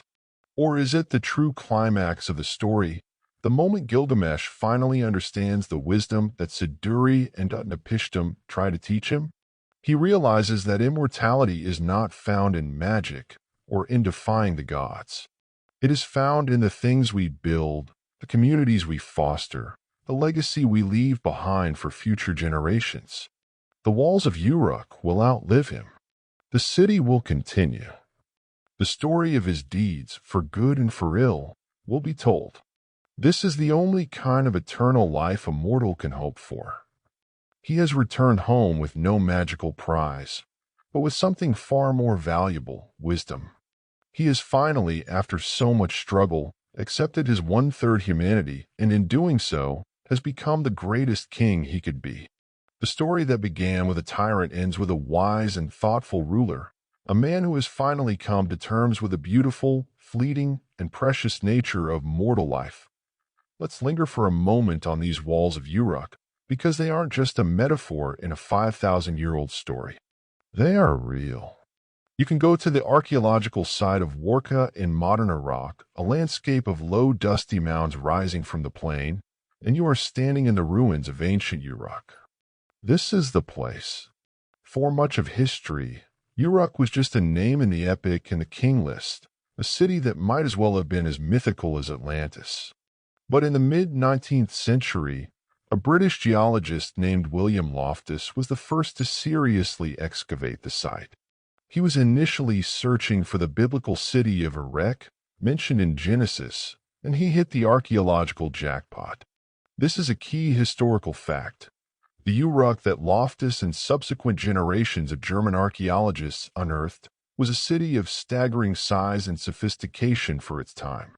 At its peak, around 2900 BCE, the very time Gilgamesh was said to have reigned, it may have housed up to 80,000 people and covered nearly 6 square kilometers. It was arguably the largest city in the world. The walls that Gilgamesh points to with such pride at the end of the epic were the city's crowning achievement. Archaeological surveys have traced the line of these fortifications, and they were immense, a circuit nearly 9.5 kilometers, almost 6 miles, long, punctuated by an estimated 900 semicircular towers. This was not a garden fence. This was a statement. A massive undertaking of civil engineering that required an incredible mobilization of labor and resources. Think about what it would take to build such a structure with nothing but primitive tools and human muscle. Tens of thousands of workers, toiling for years, perhaps decades, under the blistering Mesopotamian sun. They would have dug clay from the riverbanks, mixed it with straw, formed it into countless millions of bricks, and left them to bake in the sun. Then, brick by brick, they would have raised this colossal defensive and symbolic barrier. When Gilgamesh, in the epic, boasts about these walls, he's not just showing off. He's pointing to the very thing that made Uruk possible. The walls provided security from nomadic raiders and from rival city-states, creating a safe zone where civilization could flourish. Inside these walls, you had the development of specialized labor: priests, scribes, potters, merchants, weavers. You had the monumental temple complexes, the ziggurats, dedicated to Anu and Ishtar. You had the birth of bureaucracy and, most importantly, the invention of writing. The earliest known examples of writing in human history, cuneiform script on clay tablets, were discovered right here at Uruk. They weren't writing epic poems at first. They were mostly keeping records. How many sheep were delivered to the temple? How much grain is in the granary? It's the boring paperwork of civilization, but it's the foundation of everything that followed. The construction of these walls is central to Gilgamesh's character arc. At the beginning of the story, the building of the walls is presented as an act of his tyranny. The people of Uruk cry out to the gods because he is working them to the bone, driving them without rest to complete his grand project. He builds the walls out of ego, for his own glory. But by the end of the story, after his devastating journey, he sees the walls differently. He sees them not as a monument to himself, but as a gift to his people. A legacy, a structure that provides safety, community, and identity. He has learned that a king's true greatness lies not in his personal power or his divine parentage, but in what he creates for others. There's a quirky, almost comical detail in some of the scholarly analysis of the walls. Given the scale of the construction, some have speculated that the legend of Gilgamesh's superhuman strength might have been a way of explaining how such a monumental feat was even possible. It's easier for people to believe that a demigod king built the walls than to comprehend the sheer scale of human labor involved. It's a bit like saying Paul Bunyan must have dug the Grand Canyon. The myth provides a simple, satisfying answer for a mind-boggling reality. Historians still argue about the speed at which the walls were built and the exact nature of the labor force. Were they slaves? Corvée labor, a kind of civic duty or tax paid in work? Or were they paid laborers, drawn to the booming metropolis of Uruk for a job? The epic suggests a forced, oppressive system, but the archaeological reality was likely more complex, a mix of different labor practices over many generations. The walls weren't built in a day, or even in a single king's reign, no matter how long the king list claimed he ruled. They were a project that spanned centuries, with kings like Gilgamesh adding to and reinforcing the work of their predecessors. So when Gilgamesh stands before Uruk at the end of his quest, he is seeing the city with new eyes. He has sought immortality in the heavens and in magic plants and found only failure. And in that failure, he finds the truth. The walls are his immortality. The epic poem itself, which begins and ends with a description of these walls, becomes a kind of literary wall, a structure that has preserved his name and his story for 5,000 years. The clay bricks have crumbled, but the words written on clay tablets have survived. This is the profound wisdom he finally grasps. And it is this very specific, tangible legacy that brings us full circle back to that German press conference in 2003 and the tantalizing possibility that the tomb of the man who built these walls had finally been found. And so we return to 2003 to the pixelated, colorful blobs on Dr. Georg Fassbinder's screen. We've traveled through 5,000 years of myth, history, and the deepest questions of the human heart, and now we're back to the hard science that started it all. To understand what got Fassbinder and his team so excited, you have to understand the landscape they were looking at. The city of Uruk, like all ancient Mesopotamian cities, owed its existence to the rivers, the Tigris and the Euphrates. They were the source of water for drinking and irrigation, the highways for trade and transport. But rivers are not static. Over the course of centuries and millennia, they change their course. They meander, they flood, they carve new channels, and old ones dry up. The modern site of Uruk or Warka is a dry and dusty place. The Euphrates River today flows several miles to the east. But the German team knew from satellite imagery and old maps that in antiquity, the river flowed much closer to the city. In fact, it likely ran right along its western edge. Using sensitive magnetometers, they weren't just looking for buildings, they were looking for the ghost of the old river. This is where the technology gets really clever. A mainstream historical fact is that soil and sediment that have been part of a riverbed for a long time have a different magnetic signature than the surrounding undisturbed dirt. The water sorts the particles, and organic materials accumulate. When the river dries up, this ancient channel, though invisible on the surface, can be detected by these sensitive instruments. It would show up on their scans as a distinct winding anomaly. And that's exactly what they found. A clear, meandering path of an ancient riverbed passing right by the ruins of Uruk. This alone was a significant discovery, helping to reconstruct the original layout of the city and its environs. But as they scanned the area just outside the main city walls, in a region that was once a suburb or a garden district, they found something else, something that made them stop and look much, much closer. Right in the middle of this phantom riverbed, their instruments detected a large, clear, and distinctly man-made structure. Imagine the printout from their magnetometer survey. It would have looked like a colorful map. The surrounding desert soil might be a neutral green. The ancient riverbed itself would be a smear of blue or purple, indicating different magnetic properties. And right in the middle of that blue smear was a sharp, rectangular shape glowing in red and orange. It was an anomaly within an anomaly. A structure approximately 40 by 80 meters, sitting precisely where the Euphrates River once flowed. Fassbinder described it as a Venice in the desert, an entire complex of buildings constructed in a depression, a former riverbed, that would have been submerged for parts of a year, or perhaps was situated on an island when the river was high. This is where the text of the epic becomes critically important. Remember the description of Gilgamesh's burial? It wasn't just a throwaway line. It was a specific, peculiar detail that had long puzzled scholars. The epic says his tomb was constructed in the riverbed after the Euphrates was temporarily diverted. They diverted the flow of the river, and in the middle of the Euphrates, they buried him.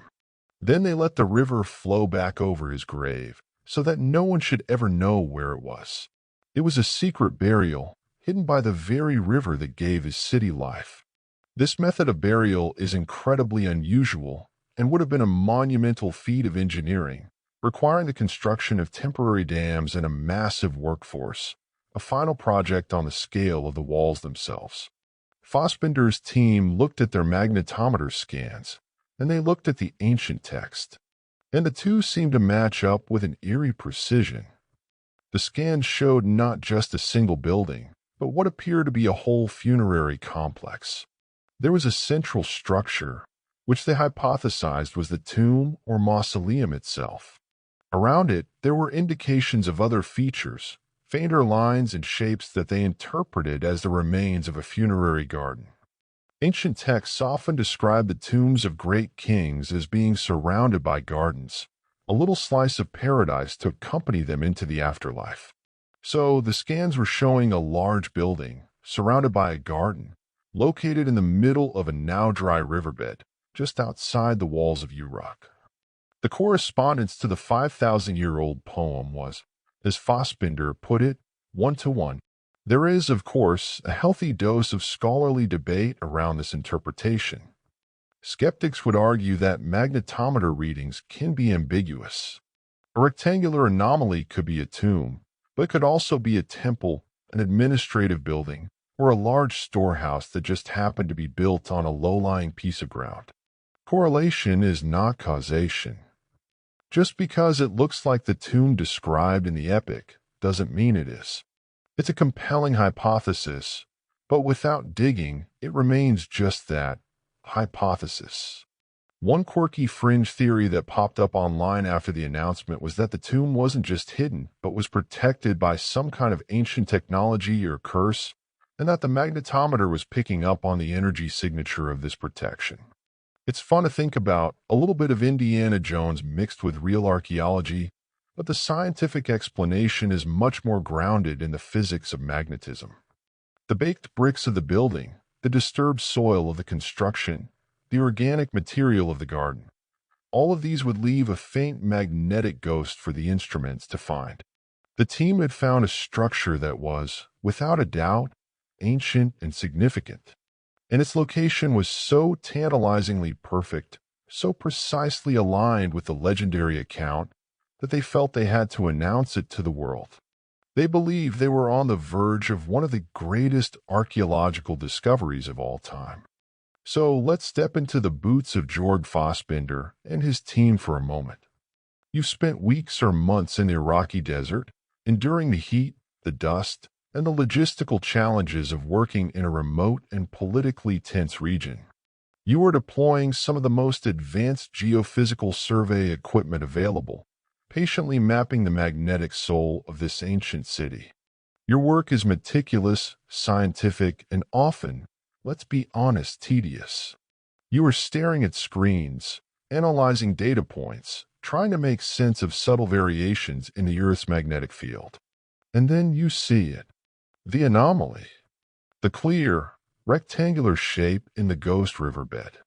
The first reaction is probably not a eureka moment, but cautious skepticism. You check your equipment. You run the scan again. You process the data a different way. You consult your colleagues. Archaeology is a science, and the first rule is to try and disprove your own theory. Could it be a natural geological formation? Unlikely, given the sharp, right angles. Could it be a glitch in the data?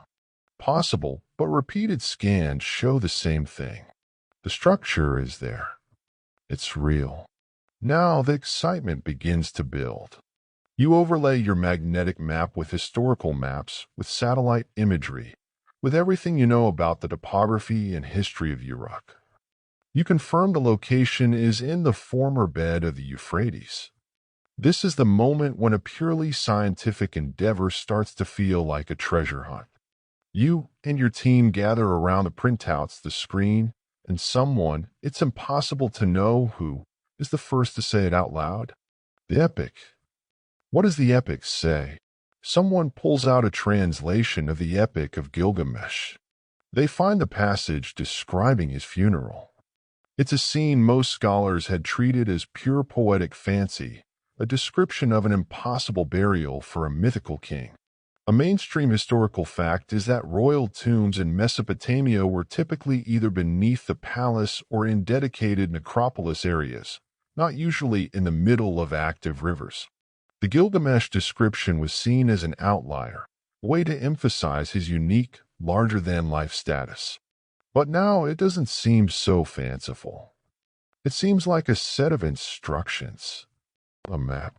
Fassbinder's daring theory wasn't born from a single piece of evidence, but from a convergence of multiple, independent lines of inquiry.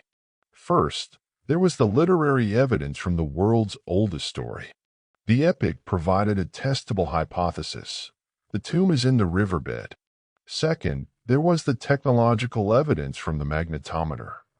The scans provided the data. There is a large man-made structure in that exact location. The Venice in the desert, as he called it, was a physical reality picked up by their sensors. Third, there was the topographical evidence. The location made a certain kind of sense. It was outside the main city walls, which was common for cemeteries or special funerary districts. Yet its unique placement within the riverbed would have given it immense symbolic power. The river was the source of life for Uruk. To place the great king's tomb within it, protected by it, will be a potent statement about his connection to the lifeblood of his civilization. It would be hidden, sacred, and eternal, just as the river itself seemed eternal. And fourth, there was the architectural evidence suggested by the scans. The magnetometer didn't just show a vague blob. It showed a complex. The central building, the tomb, and surrounding structures that looked like gardens or courtyards. This matched the typical layout of royal funerary monuments in the ancient Near East, which were often more than just a burial chamber. They were miniature estates for the afterlife. The real leap of faith, the daring part of Fassbinder's theory, was connecting these dots and making the public claim. It's one thing to discuss a possibility over beers with your colleagues after a long day in the field. It's another thing entirely to stand at a press conference and associate your scientific findings with the most legendary name in Mesopotamian history. It was a bold move that invited both excitement and intense scrutiny from the academic community. Historians still argue whether Fassbinder was overly enthusiastic in his public statements, perhaps letting the romance of the discovery get ahead of the hard, scientific proof. Announcing a potential discovery of this magnitude before a single spade has touched the ground is a high-risk, high-reward strategy. One quirky, but important, part of his theory was the why. Why go to all the trouble of a riverbed burial? The epic suggests it was to keep the location secret and safe. This makes perfect sense in a region where tomb robbing was a constant threat. The graves of the wealthy and powerful were always targets. By placing the tomb in such an inaccessible and hidden location, the people of Uruk would have been providing their greatest king with the ultimate security system, courtesy of Mother Nature. Every year, when the spring floods came, the river would have reinforced its protection, laying down new layers of silt and mud, hiding the tomb deeper and deeper, preserving it from looters and the ravages of time. So, Fassbinder's theory was a grand synthesis. He took a 5,000-year-old poem, state-of-the-art geophysics, and a deep understanding of ancient Mesopotamian culture and wove them together into a single, compelling narrative. We have found a structure, he was saying, that perfectly matches the time, the place, and the description of the legendary tomb of King Gilgamesh. The logical next step was clear. It was the dream of every archaeologist to dig, to move from remote sensing to physical excavation, to peel back the layers of sand and silt, to break the seal on a 5,000-year-old mystery, and to see what or who was inside. The plans were being made. The world was watching. And then history intervened. The announcement from Fassbinder's team in the early spring of 2003 was not just an academic bombshell. It was a spark of desperately needed good news from a region teetering on the brink of chaos. The world's attention was already fixed on Iraq, but for reasons that had nothing to do with ancient kings and epic poems. The drumbeat of war was growing louder by the day. The United States and its allies were preparing for an invasion, and the atmosphere was thick with tension and uncertainty. Into this charged environment came this incredible story, a potential link to a shared global heritage, a discovery that reached back to the very dawn of civilization. It was a brief, beautiful distraction, a reminder that Iraq was not just a geopolitical hotspot, but the cradle of civilization itself, a land with a history of profound depth and importance to all of humanity. The archaeological world was buzzing. The discovery of the Tomb of Gilgamesh would be on par with Howard Carter finding Tutankhamun's tomb in Egypt. It would be a monumental event, rewriting the first chapter of human history. Plans were undoubtedly being formulated for a full-scale excavation. It would be a major international effort, requiring immense funding, a large team of experts, archaeologists, epigraphers, conservators, and most importantly, a stable and secure environment in which to work. They would need to bring in heavy equipment to divert the Phantom River once more, or at least to build coffer dams to hold back the earth. They would need to carefully, painstakingly excavate the structure, documenting every layer, every artifact. The potential finds were staggering to contemplate. A royal burial from the 27th century BCE, untouched by looters, could contain treasures and information beyond anyone's wildest dreams. But all of this required time. And time was precisely what they did not have.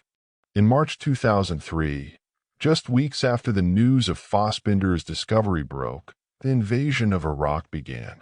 The international coalition forces moved into the country, and the regime of Saddam Hussein collapsed. What followed was not the neat and tidy transition some had hoped for, but a power vacuum and a descent into chaos. The country was plunged into a brutal and prolonged conflict. For the archaeologists, this was a disaster. All scientific work in the country came to an immediate and indefinite halt. Foreign teams, including the German mission at Uruk, had to evacuate for their own safety. The site of Uruk, along with countless other invaluable historical locations across Iraq, was suddenly left unprotected. The focus shifted from discovery and preservation to salvage and damage control. The most immediate and visible tragedy was the looting of the Iraq Museum in Baghdad in April 2003. It was a devastating cultural catastrophe. A mainstream historical fact is that an estimated 15,000 artifacts were stolen from the museum, representing thousands of years of Mesopotamian history. Some were large, iconic pieces, while others were small but priceless items like cylinder seals, the tiny, intricate carved stones that were used like a signature. While some items have since been recovered, many of the greatest treasures of Sumerian, Akkadian, Babylonian, and Assyrian culture vanished into the shadowy international art market, lost to the public and to scholarship forever. This was the high-profile disaster, but a slower, more insidious catastrophe was unfolding at the archaeological sites themselves. With no official guards or government protection, these remote, sprawling ruins became a target for looters. This wasn't the work of sophisticated art thieves. It was often desperate local people, armed with shovels and backhoes, trying to find anything they could sell to survive in a shattered economy. They would dig haphazardly, creating what archaeologists call looters' pits, crater-like holes that destroy the context of any artifacts they might find. For an archaeologist, context is everything. An artifact without its context, where it was found, what it was found with, the layer of soil it came from, is just a pretty object. It has lost most of its ability to tell us a story. Across southern Iraq, satellite imagery began to show historical sites being pockmarked with thousands of these pits, their historical layers churned up and destroyed on an industrial scale. The site of Uruk, where the potential tomb of Gilgamesh lay sleeping under the sand, was in the heart of this afflicted region. The fate of the riverbed anomaly became a terrifying unknown. Did the looters know about Fassbinder's announcement? Did they specifically target that location? Or was it just one thousands of potential spots in a vast landscape of ruins? There was a chilling silence. The flow of information had been cut off. The scientists who had been on the verge of such a momentous discovery could only watch from afar, helpless, as the country that held the key to their research was torn apart. There is a profound and bitter irony here. Gilgamesh's own story is one of violence and chaos. His quest for immortality was born from the grief of losing his friend, a death brought about by their own violent defiance of the gods. And now, The quest to find his final resting place was itself interrupted by a new cycle of violence and chaos. The modern conflict became a grim echo of the ancient one. There's a scholarly debate that's more philosophical than historical. Does the persistence of war and conflict from the age of Gilgamesh to the 21st century suggest something fundamental and unchanging about human civilization? Or is it a cycle we can one day hope to break? In 2003, for the archaeologist hoping to uncover the tomb, that question felt depressingly academic. The dream of opening a door to the dawn of history had been swallowed by the darkness of the present day.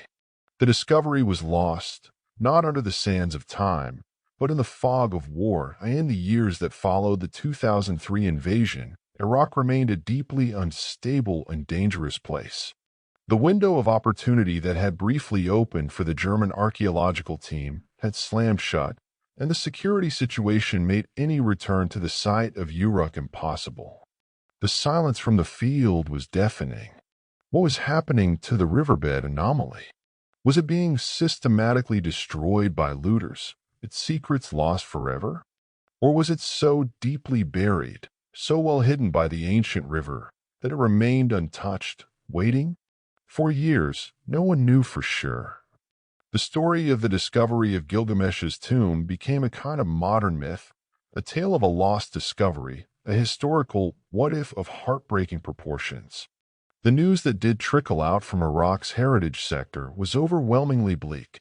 Reports from the U.S. military, UNESCO, and various academic institutions painted a grim picture of the widespread looting and destruction.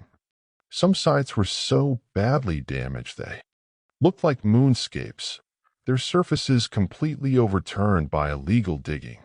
A quirky and rather sad tidbit is that archaeologists began using satellite imagery not to find new sites, but to document their destruction, creating a grim catalog of loss. They could watch, from space, as the historical patrimony of Iraq was being erased, crater by crater. What about the specific site at Uruk? Dr. Fassbinder and his colleagues could only monitor the situation from Germany, analyzing satellite photos and hoping for the best. The sheer size of Uruk might have offered some protection. It's a vast site, and looters often concentrate on areas that are known to contain graves, which are more likely to yield valuable, sellable objects like pottery or jewelry. The riverbed anomaly was not a known cemetery. Its significance was based on a highly specific interpretation of geophysical data in an ancient poem. It's possible, and this was the great hope, that the local looters were completely unaware of its potential importance. They might have seen a flat, empty-looking piece of ground and passed it over in favor of more promising areas. As the years wore on and a fragile stability began to return to some parts of Iraq, a few brave Iraqi and international archaeologists started to venture back into the field. Their initial work was focused on damage assessment and conservation, trying to save what was left. Margaret Van Es, the director of the German Archaeological Institute's Orient Department, which had overseen the Uruk project, was one of the key figures in this effort. In interviews, she and her colleagues expressed a cautious optimism. They noted that while some sites were devastated, others, including parts of Uruk, seemed to have been spared the worst of the looting.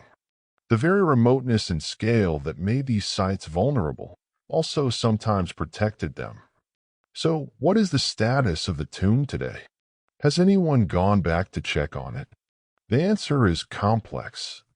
Archaeological work has resumed at Uruk in a limited capacity, focused on preservation and study of the existing excavated ruins.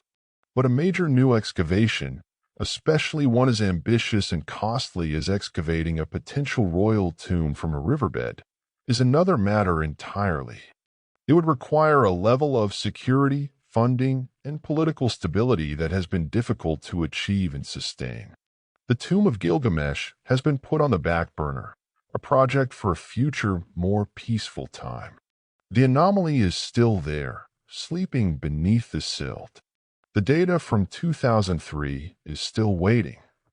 This leads to a fascinating scholarly debate that has emerged in the wake of the interrupted discovery.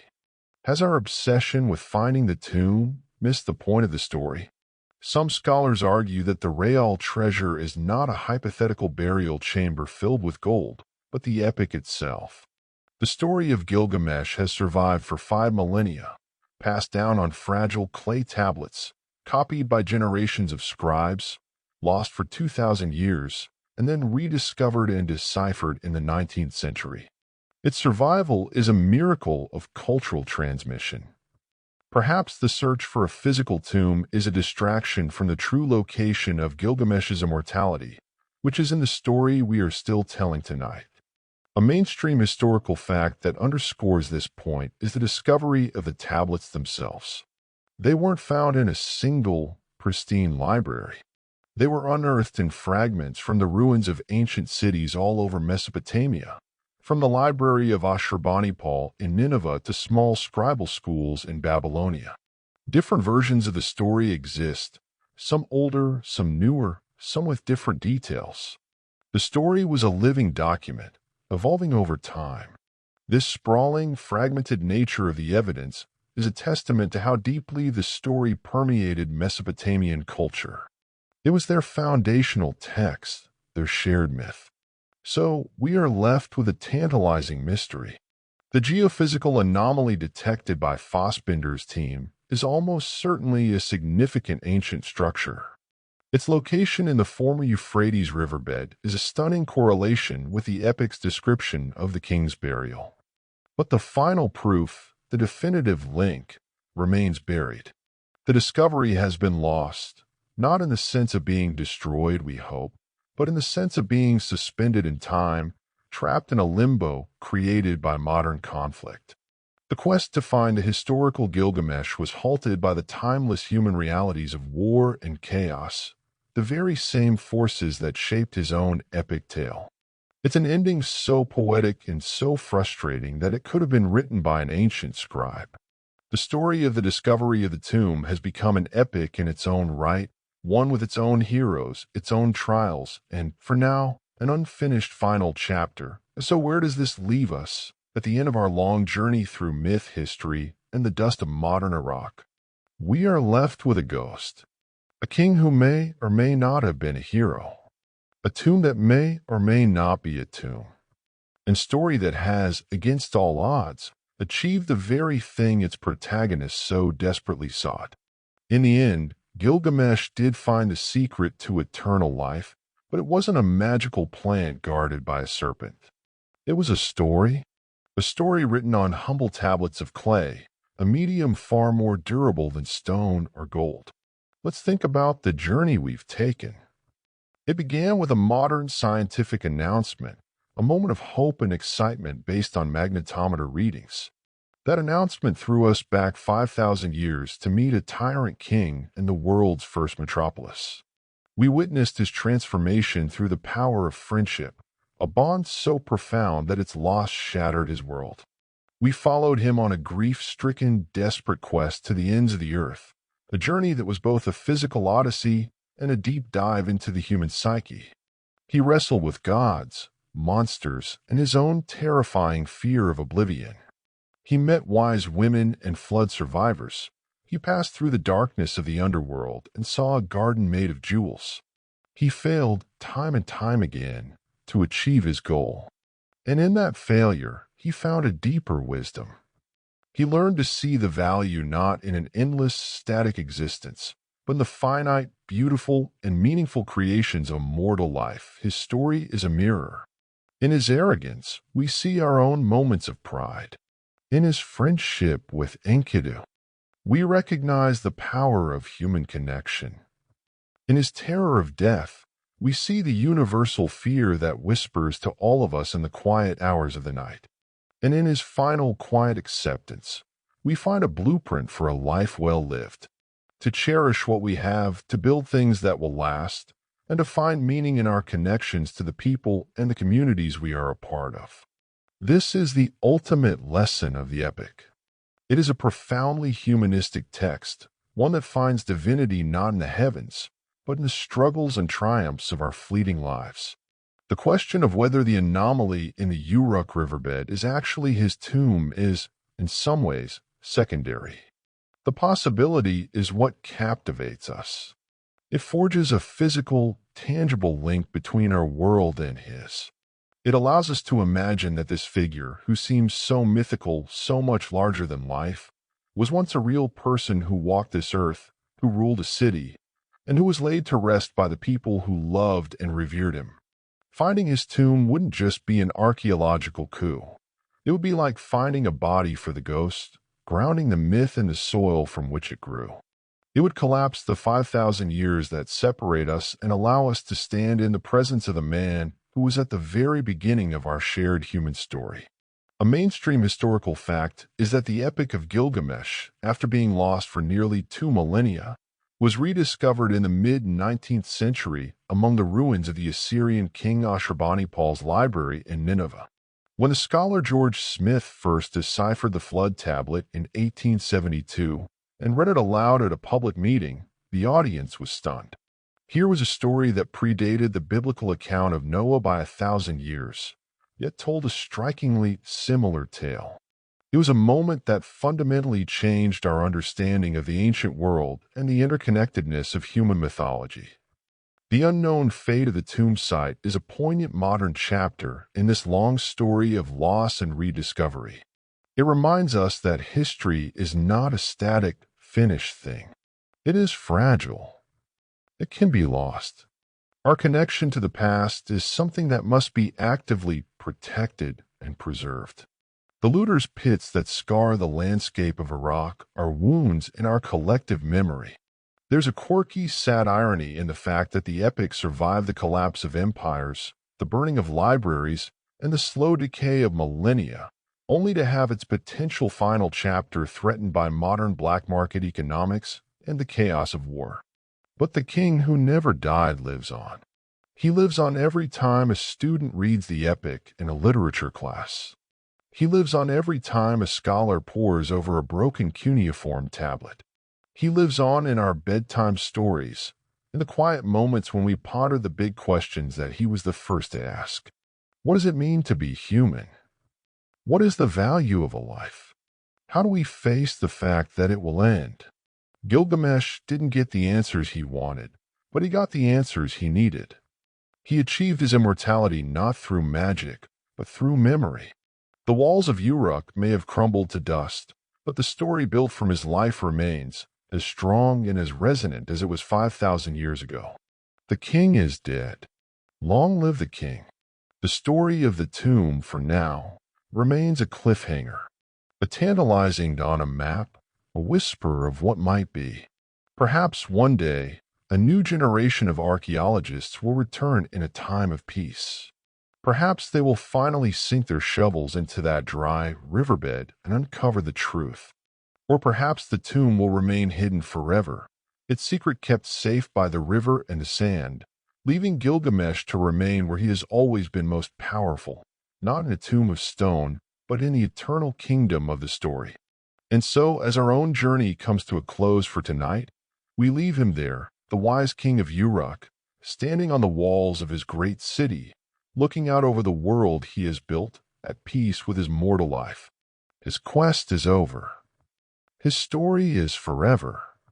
The imagery of that final scene, of a hero returning home, no longer seeking to escape his fate but to embrace his legacy, is a powerful one to drift off with. The frantic energy of his quest has subsided into a quiet, profound calm, a peacefulness born not of victory, but of acceptance. As you settle into your own bed, in your own Uruk, let that sense of peace settle over you. The great adventures and the frantic worries of the day can be laid to rest, just as Gilgamesh finally laid his own ghost to rest.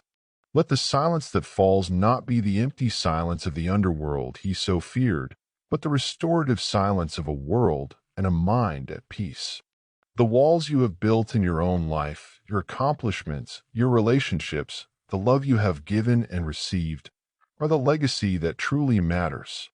Allow yourself to rest within them now, safe and secure. The story is over, and it is time for sleep. As the dust settles over the ruins of ancient Uruk, one truth remains buried deeper than any tomb. The discovery of Gilgamesh's final resting place wasn't just an archaeological marvel. It was a threat to the official version of history. Why did global powers rush to silence the find? What secrets were too dangerous for the world to know? Some believe advanced knowledge was hidden, technology far beyond its time. Others whisper of non-human DNA, ancient gods walking the earth, and forbidden links between myth and reality. But whether truth or legend, one thing is certain: history is no longer what we thought it was. Because when you uncover the tomb of a god king, you also unearth the lies buried with him, and now the world must decide: keep digging or keep denying.